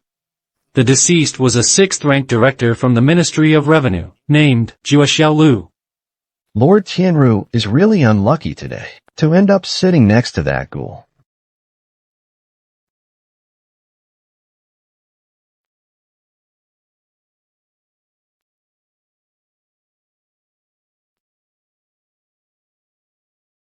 This poison seems to hit hard. So it's highly likely the killer just poisoned him, and may even still be here in the hall. Therefore, I respectfully ask all my lords not to move around. Stay where you are for now. Once my officers from Riverwood County finish investigating the scene, and everyone's suspicions are cleared, you may naturally leave. Absolutely. Feel free to investigate here. After all, this banquet of mine is meant to last all night. All, sit down.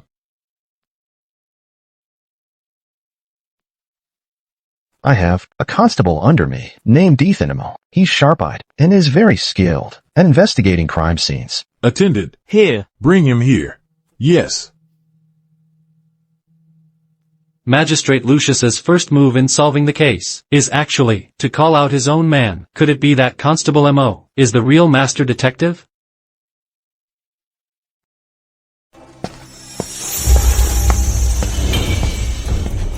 Greetings, your lordship. My lords.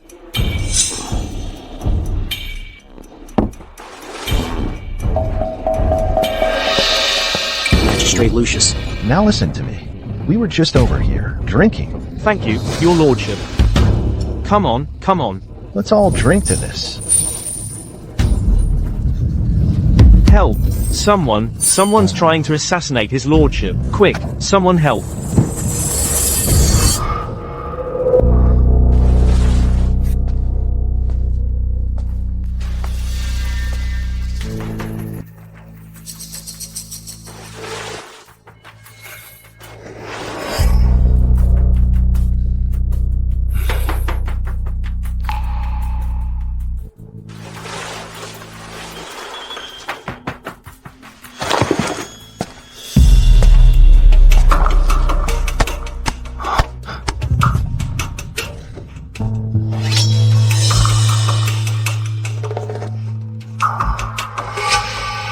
Kill someone in a place like this. They must be insane.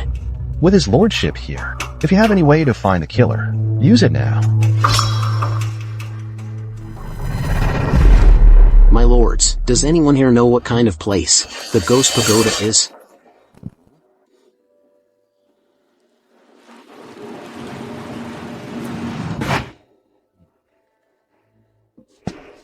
A pleasure to meet you, Lord Tianru. I knew you'd be asking me first, so go ahead and ask. I'll tell you everything I know. You flatter me, Lord Tianru, since you were closest to the victim. I'd like to ask. Right before the incident, before he drank that poison wine, what was happening? When it happened, none of us were doing anything else. A song and dance performance had just ended. His lordship then asked his favored concubine to perform a dance, but before she could take the stage, then his lordship offered a toast to everyone. Everyone, thank you for honoring us with your presence. Let us drink to this. Here's to it. Thank you, your lordship. Right after we drank, something happened to this gentleman here. And then? Also, the wine for everyone present was poured by the royal handmaids. That's utterly absurd. And you are, sir? I am a guest scholar of the royal mansion. Feng Ting Wu. According to your esteemed county's statement, are you suggesting that a handmaiden from the royal mansion poisoned this Jewish Lu? I never said this handmaiden poisoned anyone. I'm just conducting a routine inquiry. Sir, why are you acting this way? A handmaiden poisoning someone? That's simply impossible to begin with. A most insightful point, Master Wu. I'd like to hear the details. When a handmaiden pours wine, everyone instinctively looks at their own cup. It's only human nature. Under such circumstances, how could she possibly put poison in the cup so blatantly? Exactly. Is that what you're saying, Master Wu?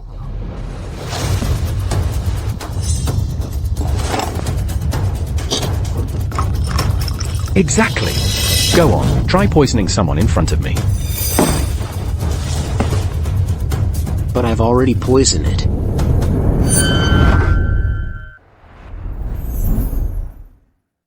But I've already placed my bet.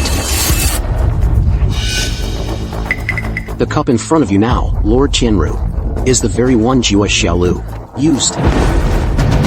If you don't believe me, sir, you're welcome to drink it all, and see if it's poison. What?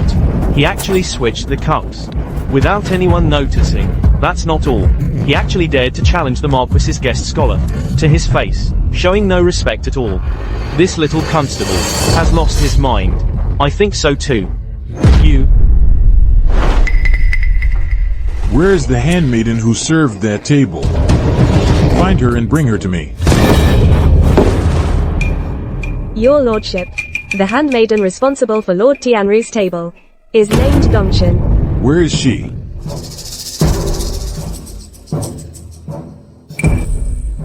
Your lordship, Dongchen has disappeared. What? Useless fools. All of you, go find her. Yes.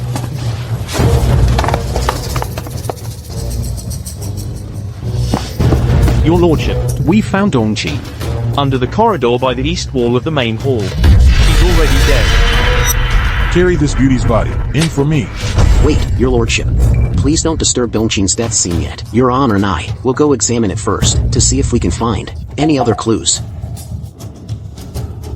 Fine. We'll all go.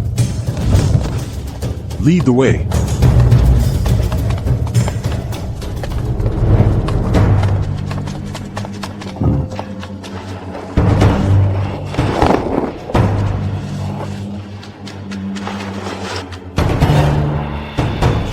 This is a sword wound. A clean slash to the throat.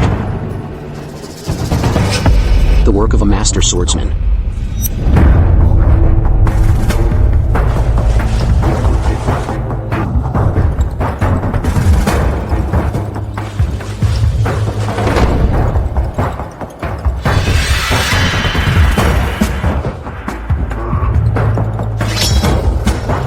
This is the cup Jua Xiaolu originally used. After this handmaiden poisoned Lord Lu, she was also killed. Therefore, all the guests present are cleared of suspicion. How so? Your lordship. This is a banquet held at your estate, your lordship. If you wanted to kill someone, you would surely find a better opportunity. Secondly, committing 2 crimes in a row in public, one after the other, and even killing an accomplice, suggests that this was an impulsive murder. Furthermore, everyone at the Marquis estate, all the guests, came by invitation. They would not have started a fight they were unprepared for. Good point. As for the third point, it's this ghost pagoda. If we can find this place, then we'll be close to the truth. This Ethan M.O., with just a few words, has cleared the suspicion from me and all the officials present. Truly remarkable. In that case, proceed with your investigation without worry. If you need any help, just come to me. Your lordship's trust. I am deeply grateful.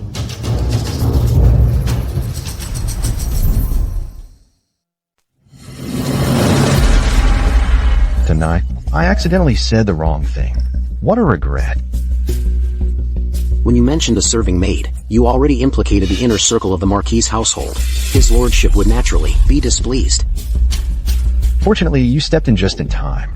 Otherwise, with just that one sentence, I would have offended the powerful Marquis Chongfu. It was nothing. But I still don't understand why the killer chose to commit murder at such a grand banquet. Exactly. Don't you think that's incredibly foolish? If they really wanted to kill Jua Xiaolu, they could simply, on his way home from the banquet, stab him. That could be it. As long as we figure out why the killer chose this banquet as the scene of the crime, this case will be solved. And what about the ghost pagoda? Before Jua Xiaolu died, the 3 characters he wrote, what do they mean? Do you have any leads right now? In my estimation, the real cause of Jua Xiaolu's death, long before he even attended the banquet, was set in motion. He was quiet at the banquet. He wouldn't have offended anyone, let alone invite a death sentence. Therefore, Jua Xiaolu's final experiences, including his work in personal life, and who he met before his death, have become the biggest clues in this case. You actually thought of that angle, but you didn't mention a word of it back at the Marquis' estate. Sir, you must remember, I only said the killer wasn't his lordship or a guest. But I never said the killer wasn't within the Marquis' estate. With so many eyes watching, if we had announced it publicly, how could we possibly investigate? Impressive as always. You truly have a mind of intricate brilliance. What comes next? You've calculated every step of it. Impressive. Even if I'm capable, it's all thanks to your excellent guidance, sir. So, has that brilliant mind of yours figured out that tonight you're going to die here? Quick. With my sword skills, killing you two is no sweat. You're not afraid? That lethal one-strike move of yours, I've seen it before, but I've also wanted to test myself against heroes from across the land, to face and kill a master swordsman like you today. What a thrill! You knew I was coming. When I was with Magistrate Lucius, analyzing the case, even though I didn't know who the killer was, one thing was clear, that the killer was here from the very beginning, right here in the main hall of the estate. So what? The killer wanted to tie up all loose ends. Once he found out at the scene that we were taking the case, he was bound to come after us. Too bad. After all your plotting, you'll still end up dead by my hand. Look out! I never thought this peerless blade would be used for the first time in a life or death situation like this. Damn it. You're the one who'll die.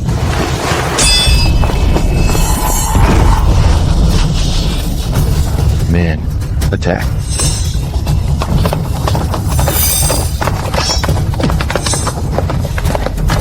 You were actually prepared.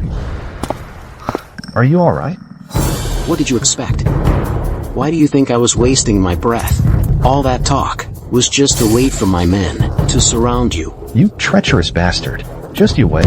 I will kill you.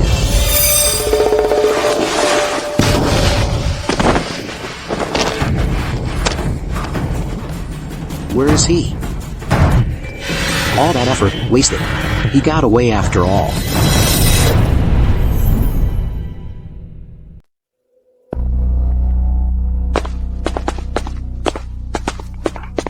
Your Lordship, Constable Ethan M.O. is here to see you. Greetings, Your Lordship. I came specifically to give you an update. On our way back last night, we actually ran into the real culprit. Oh? Did you manage to capture him? Ah. He was incredibly skilled. His agility was unmatched. My constables in Riverwood County took a real beating. We couldn't even lay a hand on him. Sigh, I'm at a complete loss. Go. summon the head of the guards. Yes. Ordinarily, since this case occurred within my estate, it would be improper for me, the Marquis, to send my own men to assist in the investigation. However, Greetings, your lordship. Jason, you have served me diligently. Here's what we'll do. I'm granting you a few days' leave. Get out and mingle with the younger crowd. I see this Constable M.O. here is young and promising. Ah, so that's what you meant. Your lordship's mind is truly sharp, and your methods are masterful. You are truly a credit to your noble family of officials. I understand, my lord. Then we shall take our leave. Very well. You may go.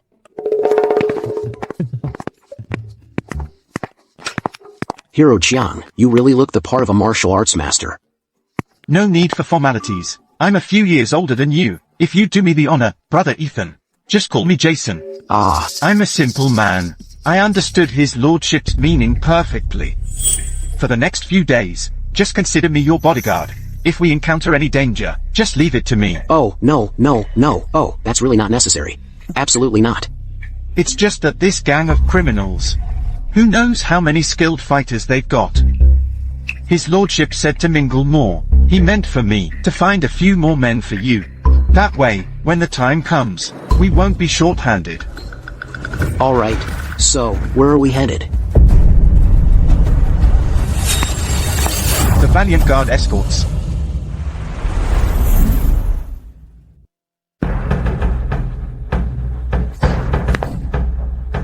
We're tied with this escort agency. The Chief Master and I are old partners. Asking him for a few men should be easy. Good. Whoa. Look who's here. Old Mo.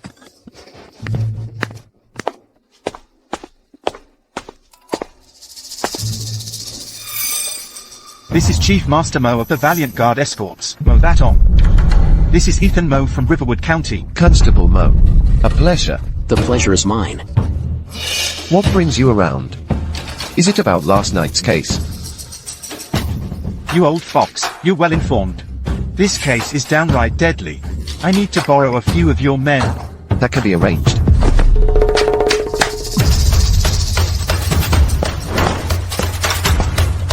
Chief Master.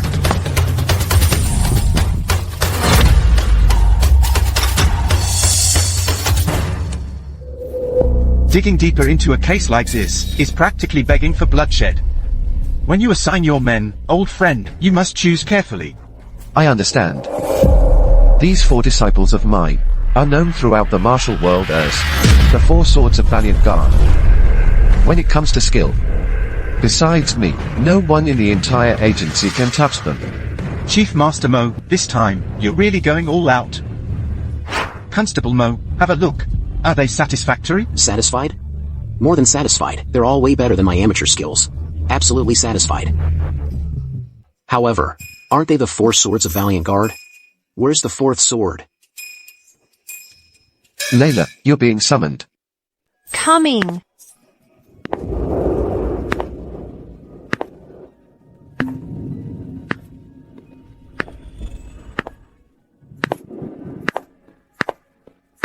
Holy smokes. A tan supermodel.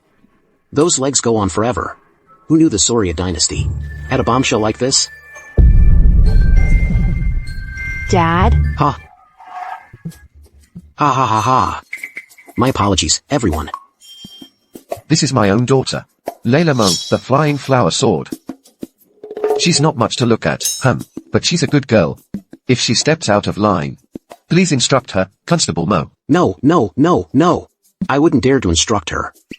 It's fine. Looks don't matter, as long as she listens. But, Master M.O., the martial world is perilous. How can you send your own daughter out? We're all children of the martial world, used to fighting in seas of blood. It's nothing unusual. Besides, this daughter of mine is built like a brick house, Constable Mo. Just treat her like one of the boys. All right. Thank you, Master M.O. A girl this gorgeous, and nobody in the Soria dynasty appreciates her. Man, the heavens are smiling on me.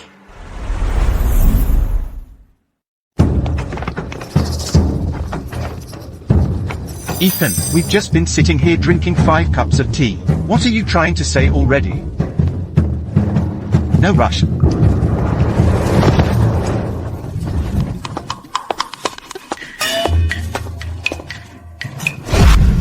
Here he comes.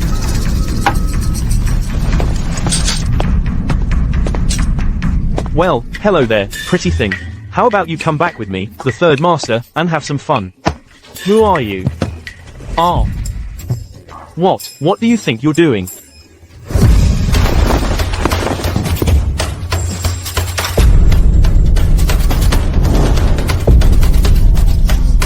Come here. Let me ask you a question. If you don't tell the truth, every one of us stabs you. Got it? Boss, please, don't ask me anything. I'll tell you everything. I won't hold back. Do you know about the ghost pagoda? I do. Good. That makes things easier. Come closer. Go on. This Ethan Moe. When did he get so many helpers?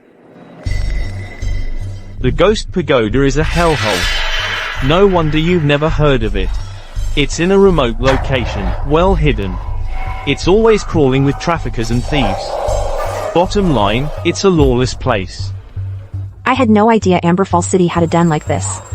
But why would they be at the Ghost Pagoda, though? Because that place has many women and girls who were kidnapped. Sometimes they also run a bit of a brothel business.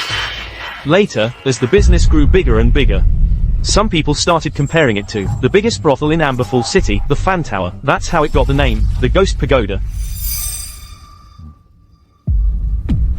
Do you know how to get there?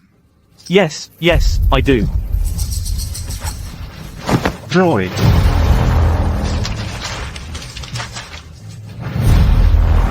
The Ghost Pagoda. I finally found you.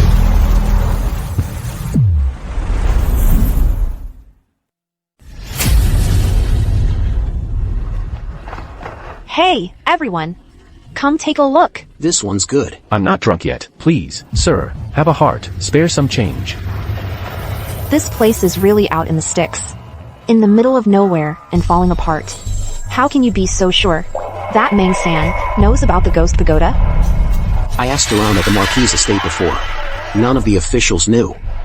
Then it's easy. In this world, aside from the high-class stuff, there's only the low-life dealings. Take a look. So how do you plan on just going around asking everyone one by one? Not necessary. In a place like this, there's always a boss. You know what they say, cut off the head. To get something done, just find their boss. Makes sense. Hero Jiang, I'm counting on you now.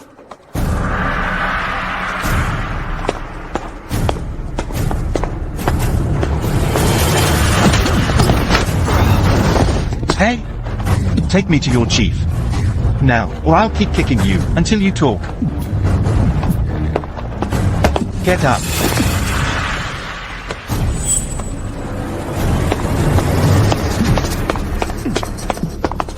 Spare me, please. This is it. Get lost. Come in.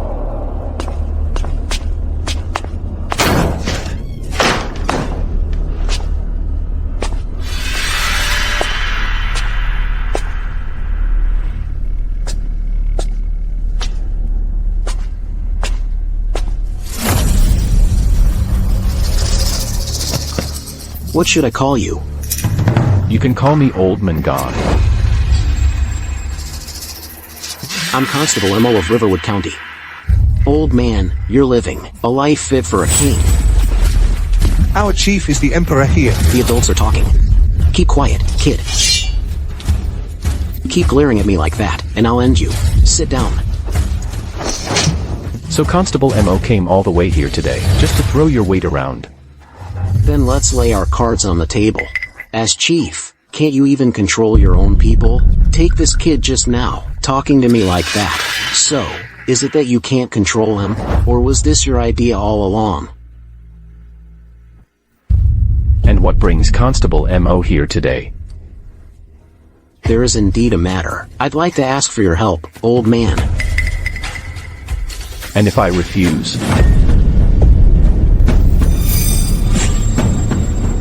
Then I'm afraid we won't be able to stay friends.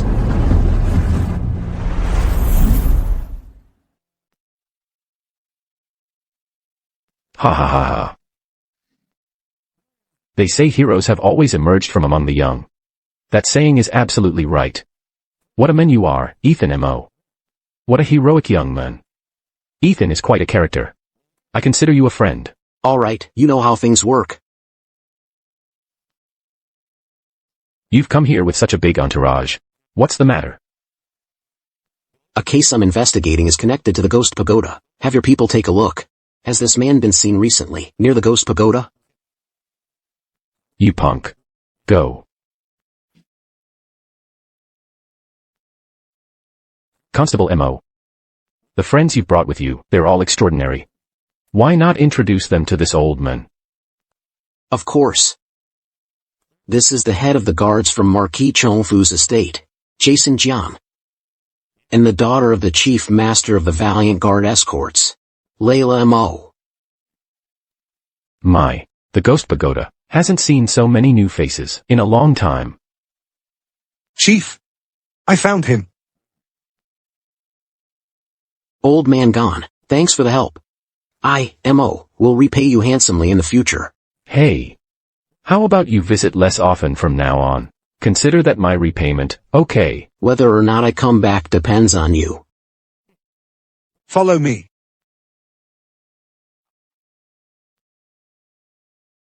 The young man in the drawing has indeed been here before. Every time he comes, he spends the night at a trafficker named Hunchback Meng's place, and leaves just before dawn. How often does he come, roughly? Once every 10 days, very regular. He hasn't missed a single day.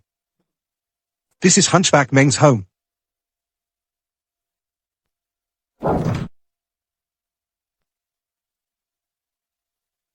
Jua Xiaolu is a 6th rank official. With all the brothels in Amber Fall City, where couldn't he go? Why would he specifically come to this most wretched place to stay? Isn't that insane?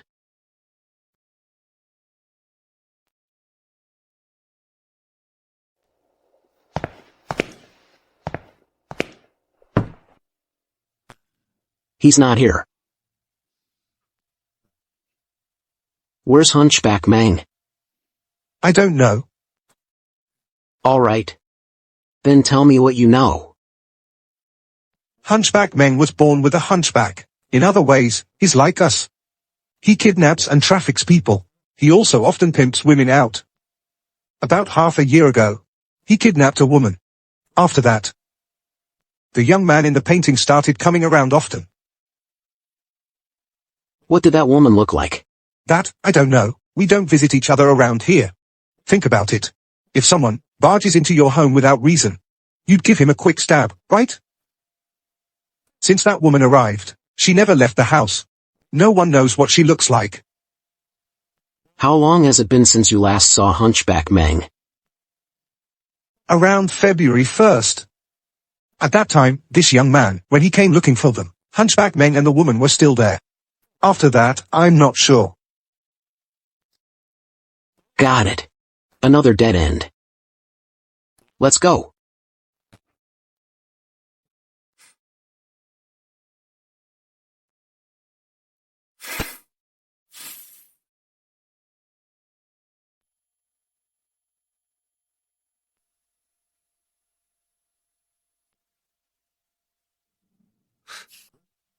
Hand it over. Still pretending.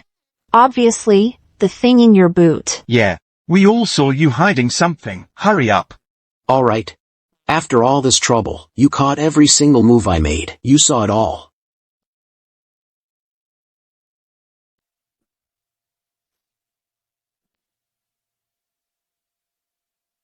What's this supposed to mean? You just scraped some dirt off the ground and brought it back. As soon as I went inside, I smelled a faint scent of blood, and the dirt on the ground also had traces of blood soaked in. But it was dark, I wasn't sure. So I had to use the excuse of pulling out my boot to bring back a sample of dirt. You're disgusting. There's definitely a scent of blood. Looks like Hunchback Meng and that woman were really killed.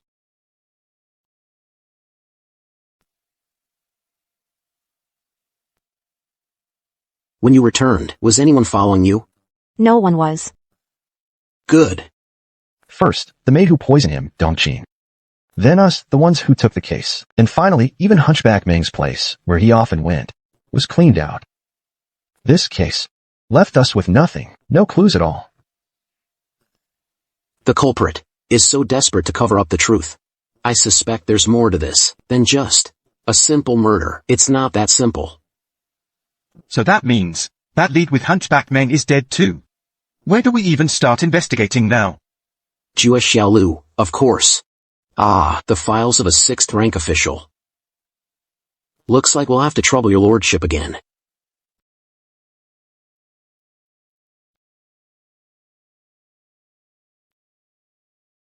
I bet Constable Mo's here. Please.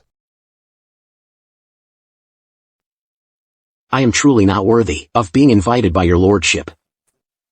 Your lordship, this place of yours, it's truly a paradise on earth. They all say. My Chandra. Her hand-blended heart character incense is unmatched in all of Amberfall City. What do you think, Constable Mo? It's excellent, of course. It's just a place this refined, with a rough man like me stumbling in. Wouldn't that ruin Miss Xiang's wonderful incense? Ha ha ha ha. You really know how to ruin the mood. Right. How's the investigation going? Going smoothly? The team's great. I have no worries holding me back. Thank you for your great favor, your lordship. Think nothing of it. Your lordship. I've come this time because there's a matter I'd like to trouble your lordship for help with. Oh? Let's hear it. That deceased official, Jua Xiaolu. I wish to go to the Ministry of Revenue, where he served, to do a little investigating. But I'm just a county constable, to snoop around the revenue ministry. They'd kick me out in no time. What's so difficult about that? I'll just write you a note. Attendant. Your lordship. Write him a note for the Ministry of Revenue. Use my seal. Yes.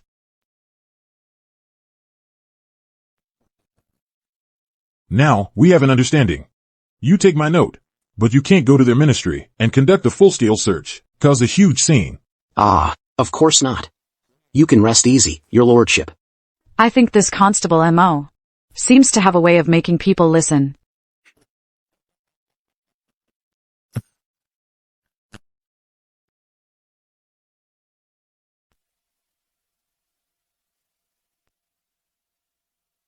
Well, before his death, Zhu Xiaolu had no family or home, so he shared a house with several other officials. This is Zhu Xiaolu's house.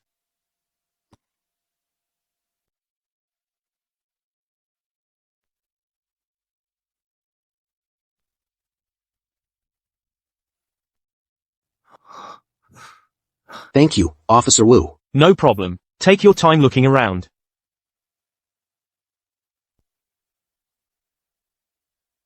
The clothes and bedding here are neat, which shows he was disciplined and had strong self-control. Although the items he used were simple, they had style. He must have been an elegant and unassuming person, worthy of being called a gentleman. But how could such a man go every 10 days to the Ghost Pagoda, drinking and carousing with prostitutes, and not return all night?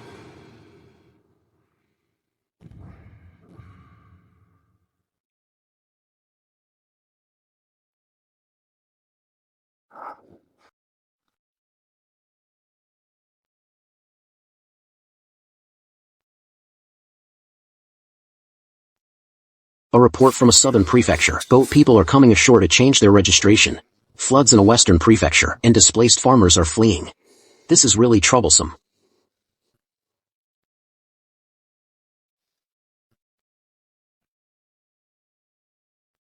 Officer Wu. These cases that Sir Liu handled before his death, I suspect are related to his murder. Please don't touch anything for now. Later, I'll have someone examine them carefully.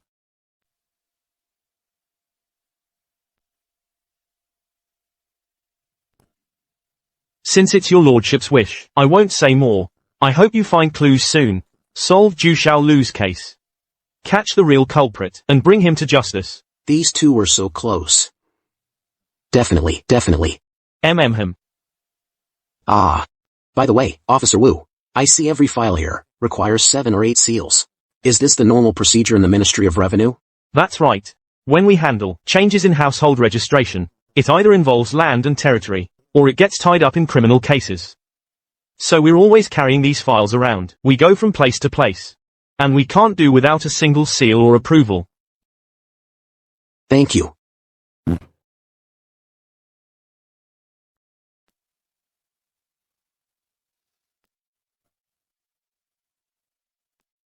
Fu, you've been wiping it all night. Isn't that enough? Miss Clara, you're here just in time. Master Ethan has been sitting outside for hours. Aren't you gonna do something? You're still laughing. What if Master Ethan can't get up? He's thinking about the case. At this point, it means he's almost figured it out. Shouldn't we do something about it?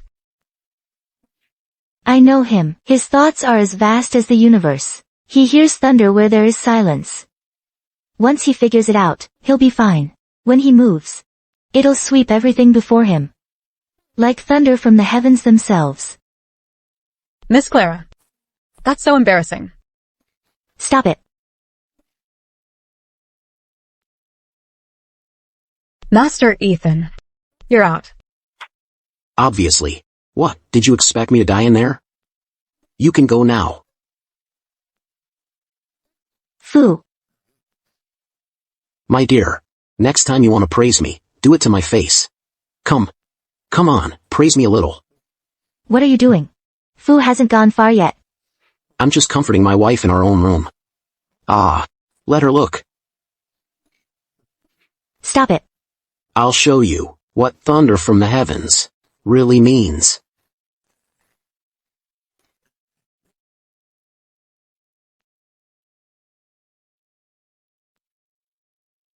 Men. All they ever do is drink. Ethan. I've wanted to invite you for a drink for a long time. I'm honored you could finally make it today. Ah, you flatter me. Hey, speaking of, how is the case progressing now? Speaking of solving the case, the culprit is a martial arts master, and extremely ruthless. Once we discover a clue, he immediately kills to silence them, to cut off any leads. It's nearly impossible to prevent. It's not that hard. With talents like yours, Magistrate and Constable M.O., the previous cat demon case was solved with ease. This kind of case should be no different. You're too kind, Lord Tianru. Ha ha ha, hey, come, ha ha ha, come, let us first propose a toast to you, Magistrate. When the case is solved, the Magistrate's reputation will surely be greater than ever. Your Lordship.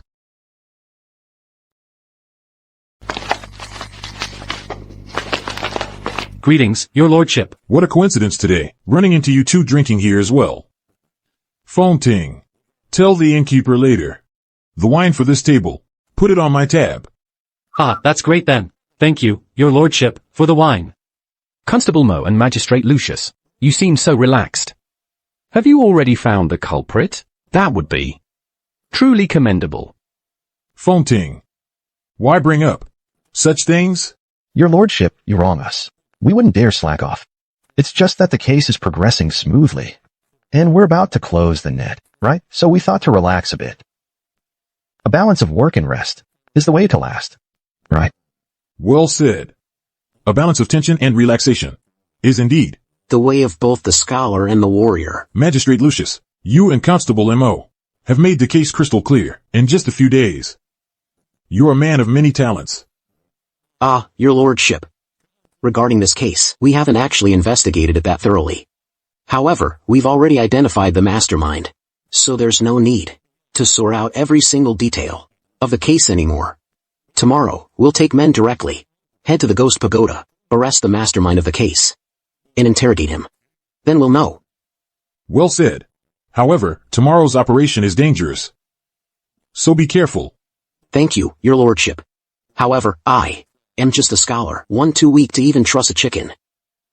I won't be going to a place like that. All right. Finish your wine and go have fun. I wish you success tomorrow. Understood, sir.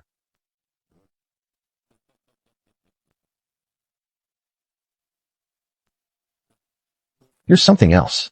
Regarding solving the case, you dare to make such an exorbitant promise? And you even dare to say, you'll catch the criminal tomorrow? That's right. We'll go tomorrow and catch this criminal. Are you really that confident?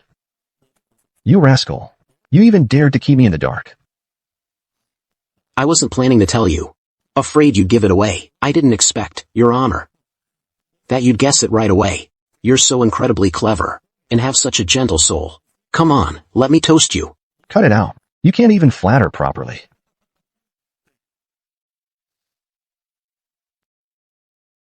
She's been staring out the window. What's out there?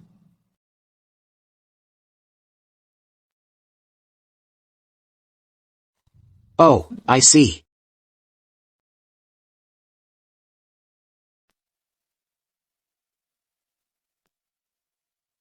Your Honor, aren't you worried?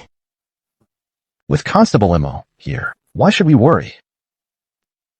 But we don't even have a decent lead. I feel completely in the dark. Let alone wrapping up the case. Since we've come this far, it's time to strike. Why are you saying that too? You still don't understand Constable Mo. Once he makes a promise, he'll cut through the mess decisively, using overwhelming force to get to the bottom of things. But this tangled thread, where is it? To be honest, I don't even know where to focus my efforts, okay? That's why he's Ethan Mo. Around here, there are only two kinds of people. Ordinary people and Ethan Mo. What are you guys talking about? Miss Mo, it's time to go. Go? Where to? The Ghost Pagoda. According to the plan, 2 teams of bailiffs will guard the north and south entrances. Then, led by Lady Mo, the 4 swords of Valiant Guard will charge in. If anyone dares to resist, kill them on the spot. We must capture Old Man Gone and bring him to justice. Go. Why are you looking at me? You're not going? All the suspects are at the Ghost Pagoda. There's no danger here, so I won't go. Right. Hey, Jason. Lady Mo is the only daughter of Chief Master Mo. Bring her back alive. Who asked you to care?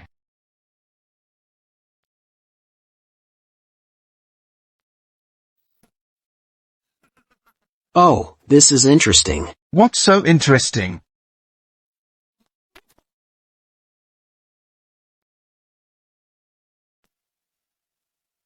Find something fun. Why not tell us about it? So, there was this doctor who went to the market to buy a fish.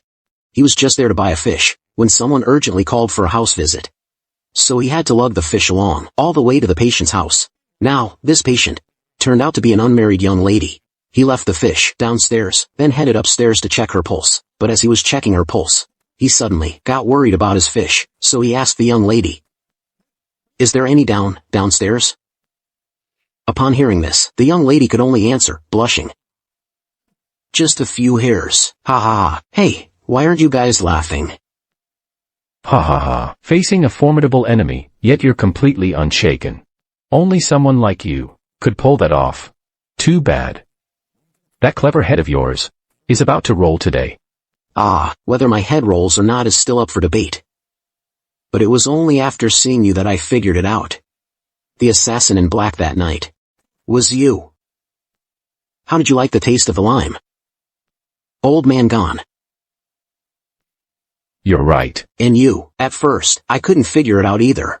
That the woman the crazy old lady used to attract customers was actually your lordship's favored concubine, Chandra Sian. They were right about you. You really do have a mind of exceptional cunning.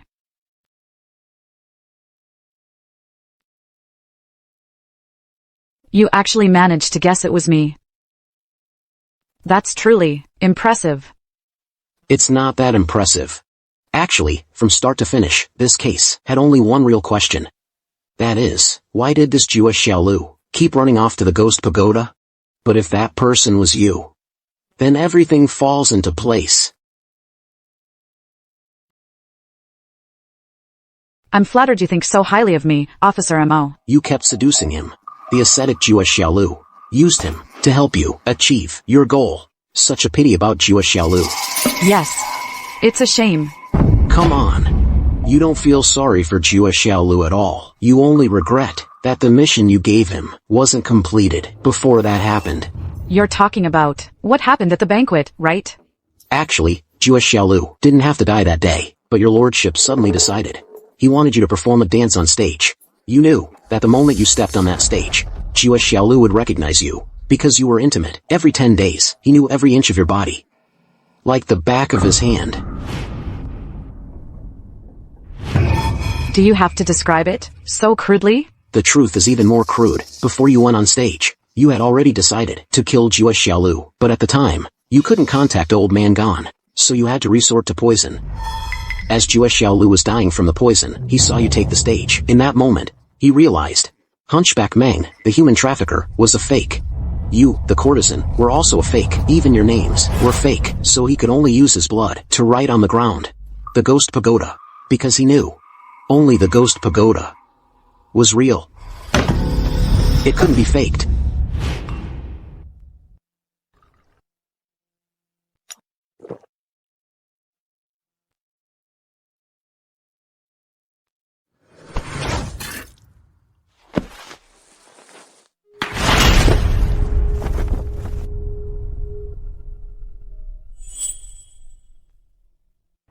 Your analysis is spot on.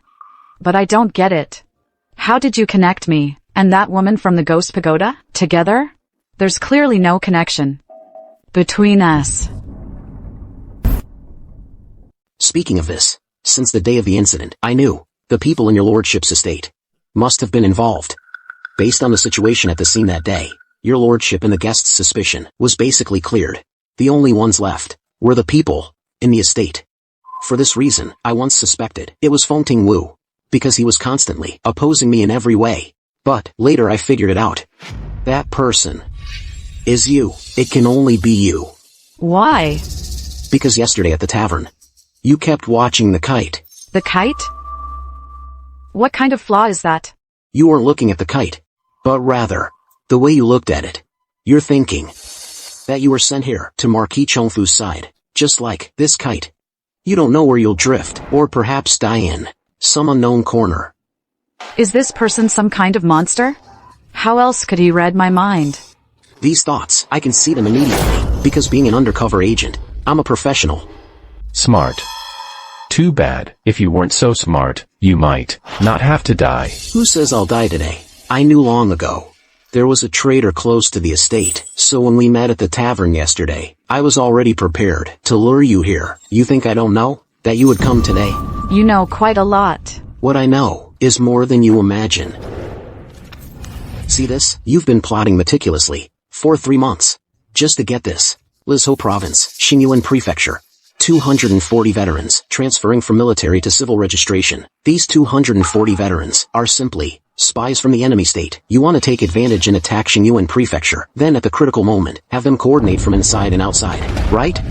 You too are Xylosian spies. You're right. It must have been difficult for you, among these hundreds and thousands of case files, to find it. What's so difficult about that? Look at these case files. These all use cocoon paper produced in Xingyuan Prefecture. It's exclusively for the Ministry of Revenue. But this one uses blue sandalwood paper. The difference is huge. You really are an exceptionally clever person. It's a shame you're not from Xylos. If this document didn't need to be stamped by the Ministry of War to be effective, your plan would probably have succeeded by now. Who could have thought such a brilliant plan would be ruined by a wet behind the ears brat like you? Brilliant?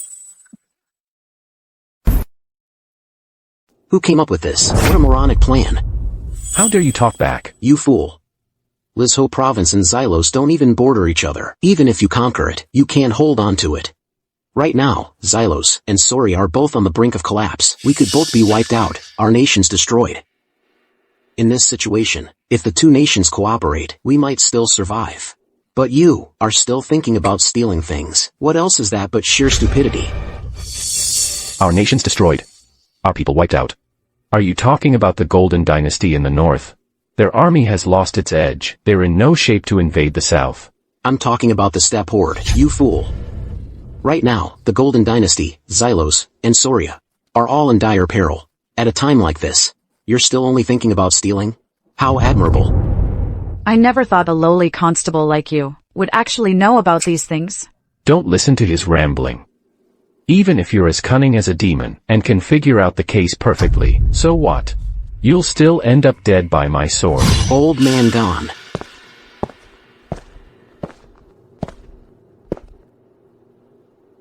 Don't you notice anything unusual? What's wrong? You're 10 times stronger than I am. If I fought you alone, I'd almost certainly be dead. But right now, I'm here all by myself, and I'm completely unconcerned. Don't you see the problem?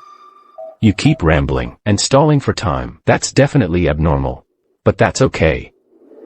I just need to kill you. Brute. Since you're not concerned, then I'll just reveal the answer myself.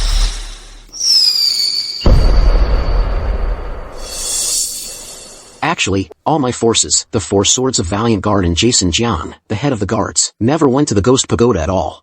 Yesterday, I deliberately had the Marquis estate spread that news. Just to lure you here. Now, you're trapped like fish in a barrel.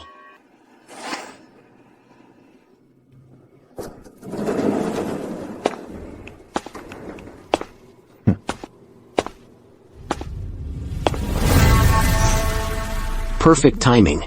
Where are the rest? Call out the 4 swords of Valiant Guard. The 5 of us can work together and capture Old Man Gone first.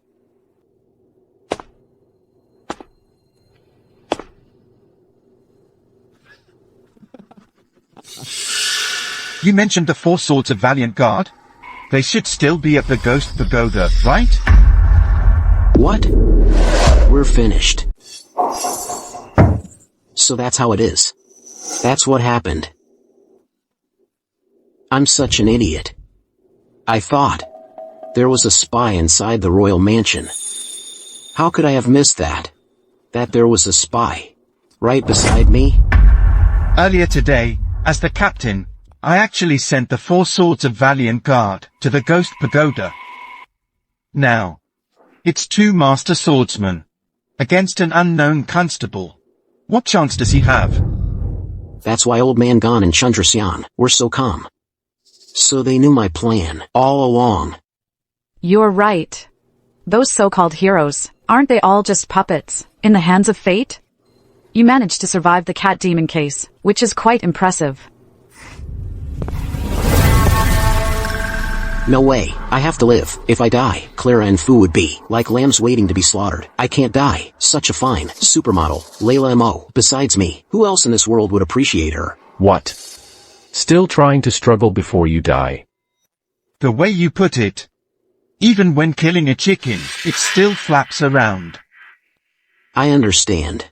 After killing me, your plan will continue. But Jue Xiaolu is already dead. You'll just replace him with someone else. You're not wrong. Our next target is Wu Ling. He's due for promotion. After Jue Xiaolu's death, he'll take over the cases Jue Xiaolu handled. And you, Constable M.O., in this whole affair, are just a minor interruption. Well, that simplifies things. Looks like your mission is more important than your lives. Kill him now, no matter what he says. Killing him ends it all. Just kill me if you want. Although today, I can't stop you from killing me. Your mission is still doomed to fail. Because your plan has already been exposed. Game over. You think in Riverwood County, I'm the only one who knows what's going on. You mean Magistrate Lucius? The magistrate only knows Old Man Gan's identity. But Chandrasyan? He's clueless. And he's a total blockhead. He doesn't know squat about solving cases. After being with you for days, you think I haven't noticed? The guy I'm talking about isn't Magistrate Lucius. At the Riverwood County Courthouse, I have a real master. Everything I know, he taught me. Even the details of this case. He knows them too. If there really was someone like that, how could I not know? That person is our county adjutant, Minister Zhao. What's wrong? That Minister Zhao, I've seen him around, at the Riverwood County Courthouse. Now thinking back, every time they met, their expressions were off, especially Minister Zhao. What does that matter? I'll kill this kid first, then take care of Minister Zhao.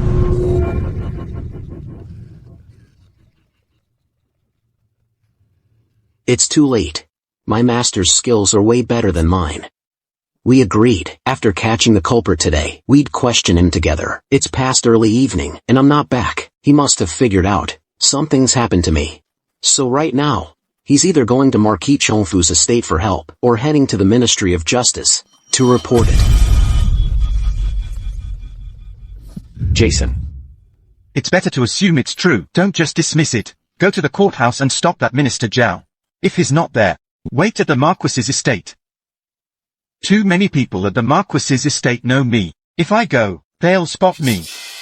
But this guy. With his limited skills, I could handle 10 of him. Go now. Hurry.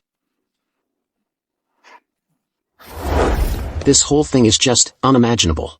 Originally, you were sent here to protect me. But now you've become my mortal enemy. How strange. It won't be strange when you're dead.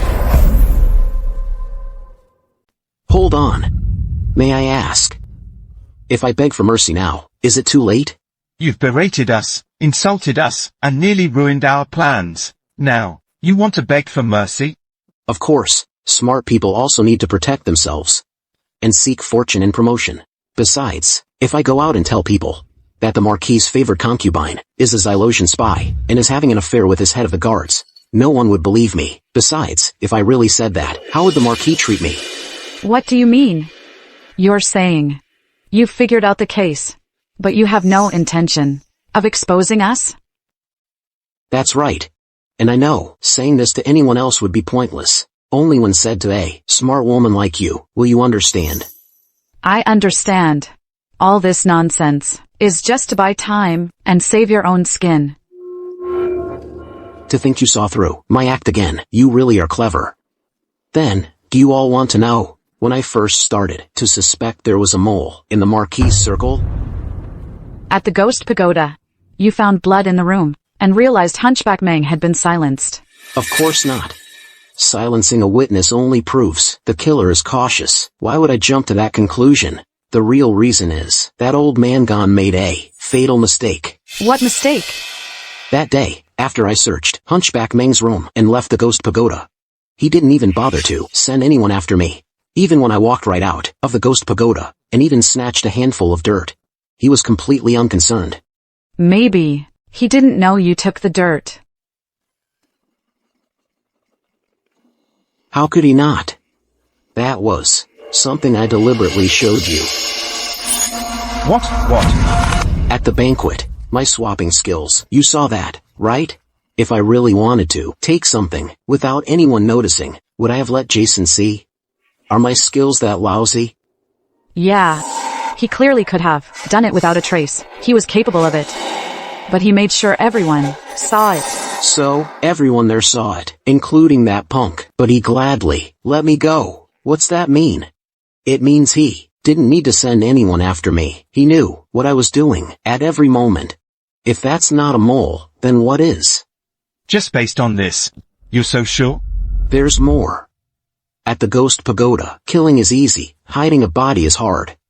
There, people sleep during the day, and work at night, whether it's sneaking the body out during the day, or moving it brazenly at night. It's impossible, unless it's the chief of the Ghost Pagoda.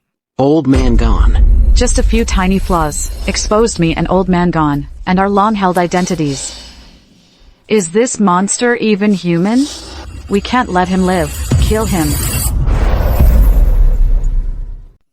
Those 4 idiots. I've already exhausted every trick, and tried my absolute best to stall for this long. Why aren't they here yet? You really want to fight me?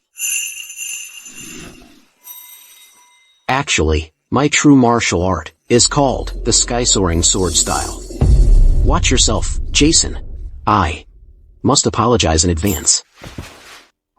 With that broken pitchfork of yours? Since your technique has such an impressive name, why haven't you made a move yet? I'm waiting. For what? For you to remain calm and steady. For you to reach your peak energy. For you to become one with your sword, and for you to fully condense your fighting spirit. To be honest, I rarely encounter an opponent like you. If I attack before you've reached your peak, wouldn't that be a bit of a dishonorable victory? So I decided to wait for you. I'll wait. I can't listen to this anymore. This man has a silver tongue. Jason, can't you see it yet? He's stalling for time. He won't shut up.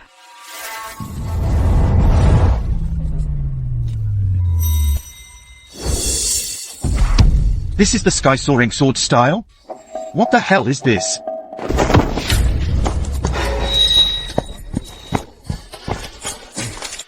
So you were planning to run all along?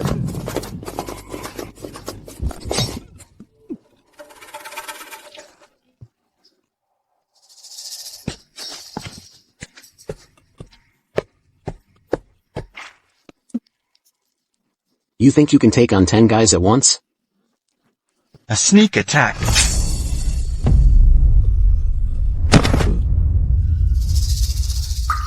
All that training in the eightfold edge-breaking saber finally paid off.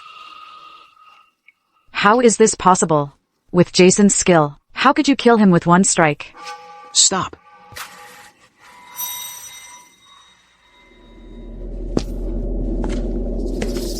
What a pity. Such a beautiful woman, and not a citizen of Soria. You, because of the Marquis' random decision, were driven into a corner. And I, because of Old Man Gone's minor slip-up, was exposed. Although the situation has reversed. It's simply the will of heaven. We all think we're the clever ones. But in truth, aren't we all just toys, in fate's hands? You're not wrong. However, destiny is on my side. You lost. Destiny? Haven't you heard the wrath of heaven is unpredictable? I never thought Old Man Gone would kill Minister Zhao so quickly. My own reinforcements never arrived. Instead, the enemies did. Where are the 4 swords of Valiant Guard? Why aren't those idiots here yet? Are they all pigs?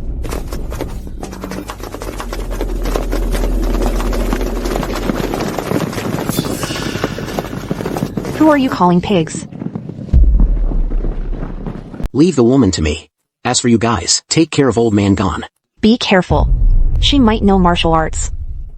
When it comes to lady warriors, that's my specialty.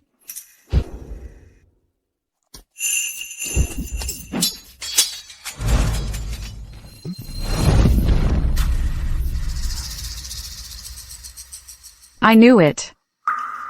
This day would come eventually.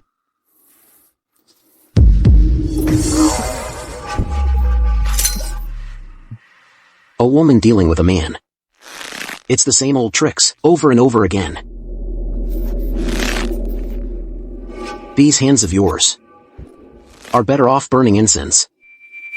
Kill me. Please. Even though I'd love nothing more than to hold you like this, I have to say this. If you don't get out of here now, you might not get another chance to leave. Why? You're Xylos and Soria, our 2 nations. If things continue like this, we'll all be doomed sooner or later. I know you understand what I'm saying. I need you to take these words back. With you, tell your superiors what I said. Some of them might believe it. Maybe some will come to their senses. If the Xylosians can figure this out, this situation, then we might just have a chance. No one will understand. The fat cats are blind. Those people are arrogant and foolish. Who would believe such things? As long as some of them are willing to listen, we will always have a glimmer of hope. We share a common fate, such a simple truth. Someone will always understand. I need you to take these words back with you. Make them listen. And another thing, you take care of yourself. 'Cause we will meet again. You really want to let me go? Take your sword. Now get out of here. Hurry. Keep the knife. In the future, if I see you again, I'll spare your life too.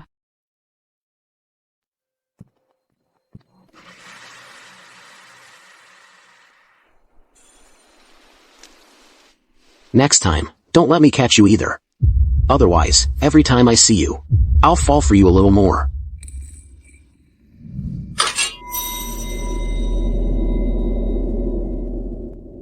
What the? You return the sword, but keep the scabbard?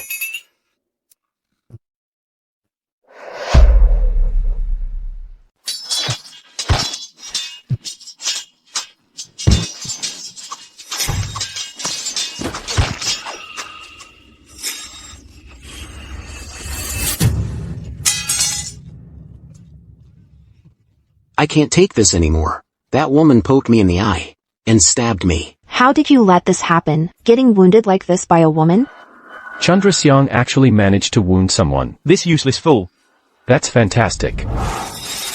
Careful. Oh no. So you. Looks like I have to step in myself. You? What you? I possess unparalleled martial arts skills. Taking down Old Man Gone alone. Is that strange? Not strange.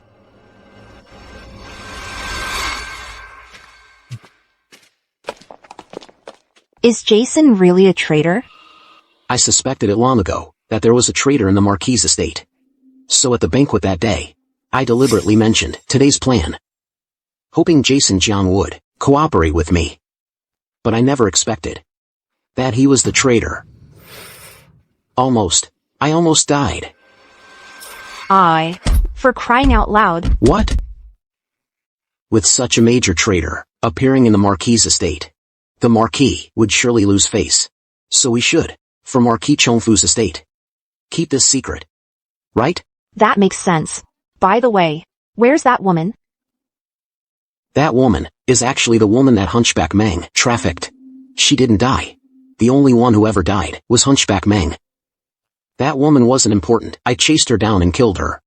Her body has already drifted away, down the river, gone with the current. So, this case is already solved. Exactly. Old Man Gone kidnapped Dong Qin's parents, forcing her to poison the banquet. So we followed the clues, found the ghost pagoda, and confirmed Old Man Gone was the mastermind. Today we created a diversion, and worked together here, to surround and kill Old Man Gone. The case is now cleared up. It's that simple. I'm not the sharpest, so I'll just take your word for it, right? Anyway, about Jason's situation, I'll keep it a secret. I won't breathe a word. You don't have to worry. Good.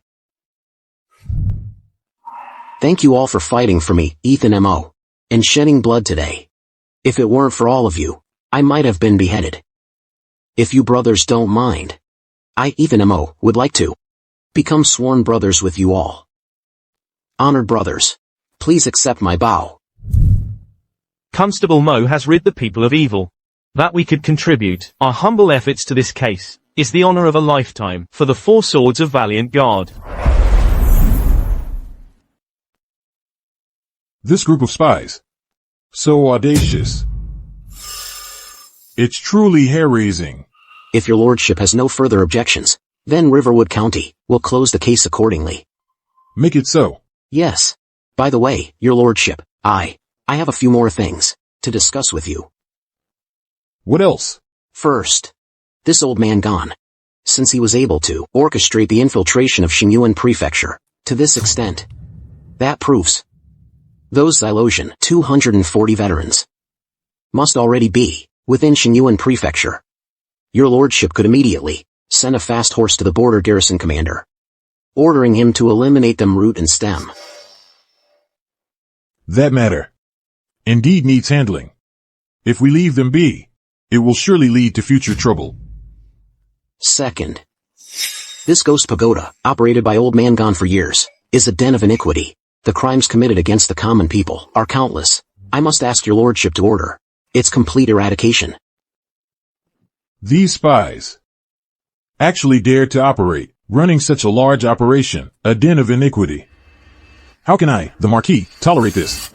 And third, Dongqing's parents might still be detained in the Ghost Pagoda.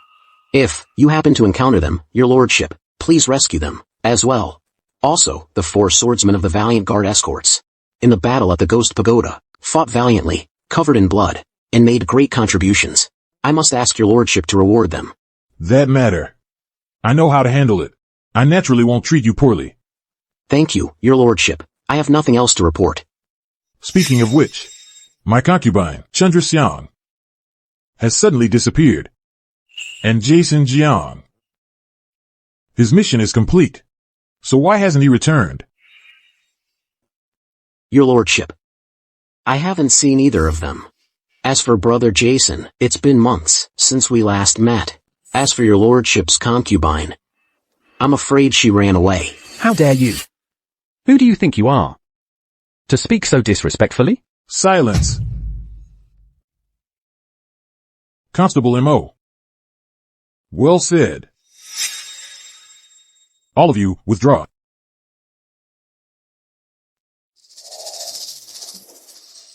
So, it seems that at that banquet, my favorite concubine was frightened.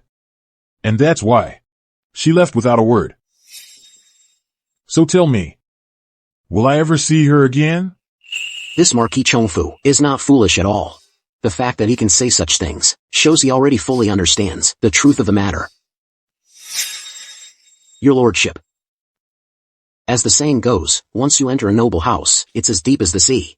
Now that Jason Jiang and Chandra Xian have left these noble gates, I fear they are separated from you by death, and will no longer have the fortune to serve you. Constable M.O. Truly impressive. I've only just realized. The cat demon case at the Grand Bazaar. That case, all thanks to Magistrate Lucius's brilliant strategy. I was merely following orders, and this case involving the Ghost Pagoda was also orchestrated by Magistrate Lucius. That's why I cracked the case so easily. That Magistrate Lucius, he's fortunate to have a subordinate like you. What a lucky man. He says, talent is hard to come by. It truly is. What you said about Magistrate Lucius, I get the picture. You really have nothing else to say? Your lordship. No, nothing else. You just made 4 requests in a row. All for the sake of the state or for friends. Even Dongqing's parents, you even thought of them, and you pleaded for your superior's promotion. So why didn't you say anything for yourself? Last night, the county adjutant of Riverwood County, Minister Zhao, was killed without cause. The position is now vacant. Your lordship, please, you mustn't. This position of constable that I hold now, when I'm busy, it's with cases, and when I'm not, I can just relax. It's really carefree and enjoyable. If I actually took on this county adjutant position, there would be a whole pile of tedious matters. It wouldn't be so convenient anymore. You're just incredibly lazy. Fine. Since you yourself wish to roam the world freely, then so be it. Thank you, your lordship.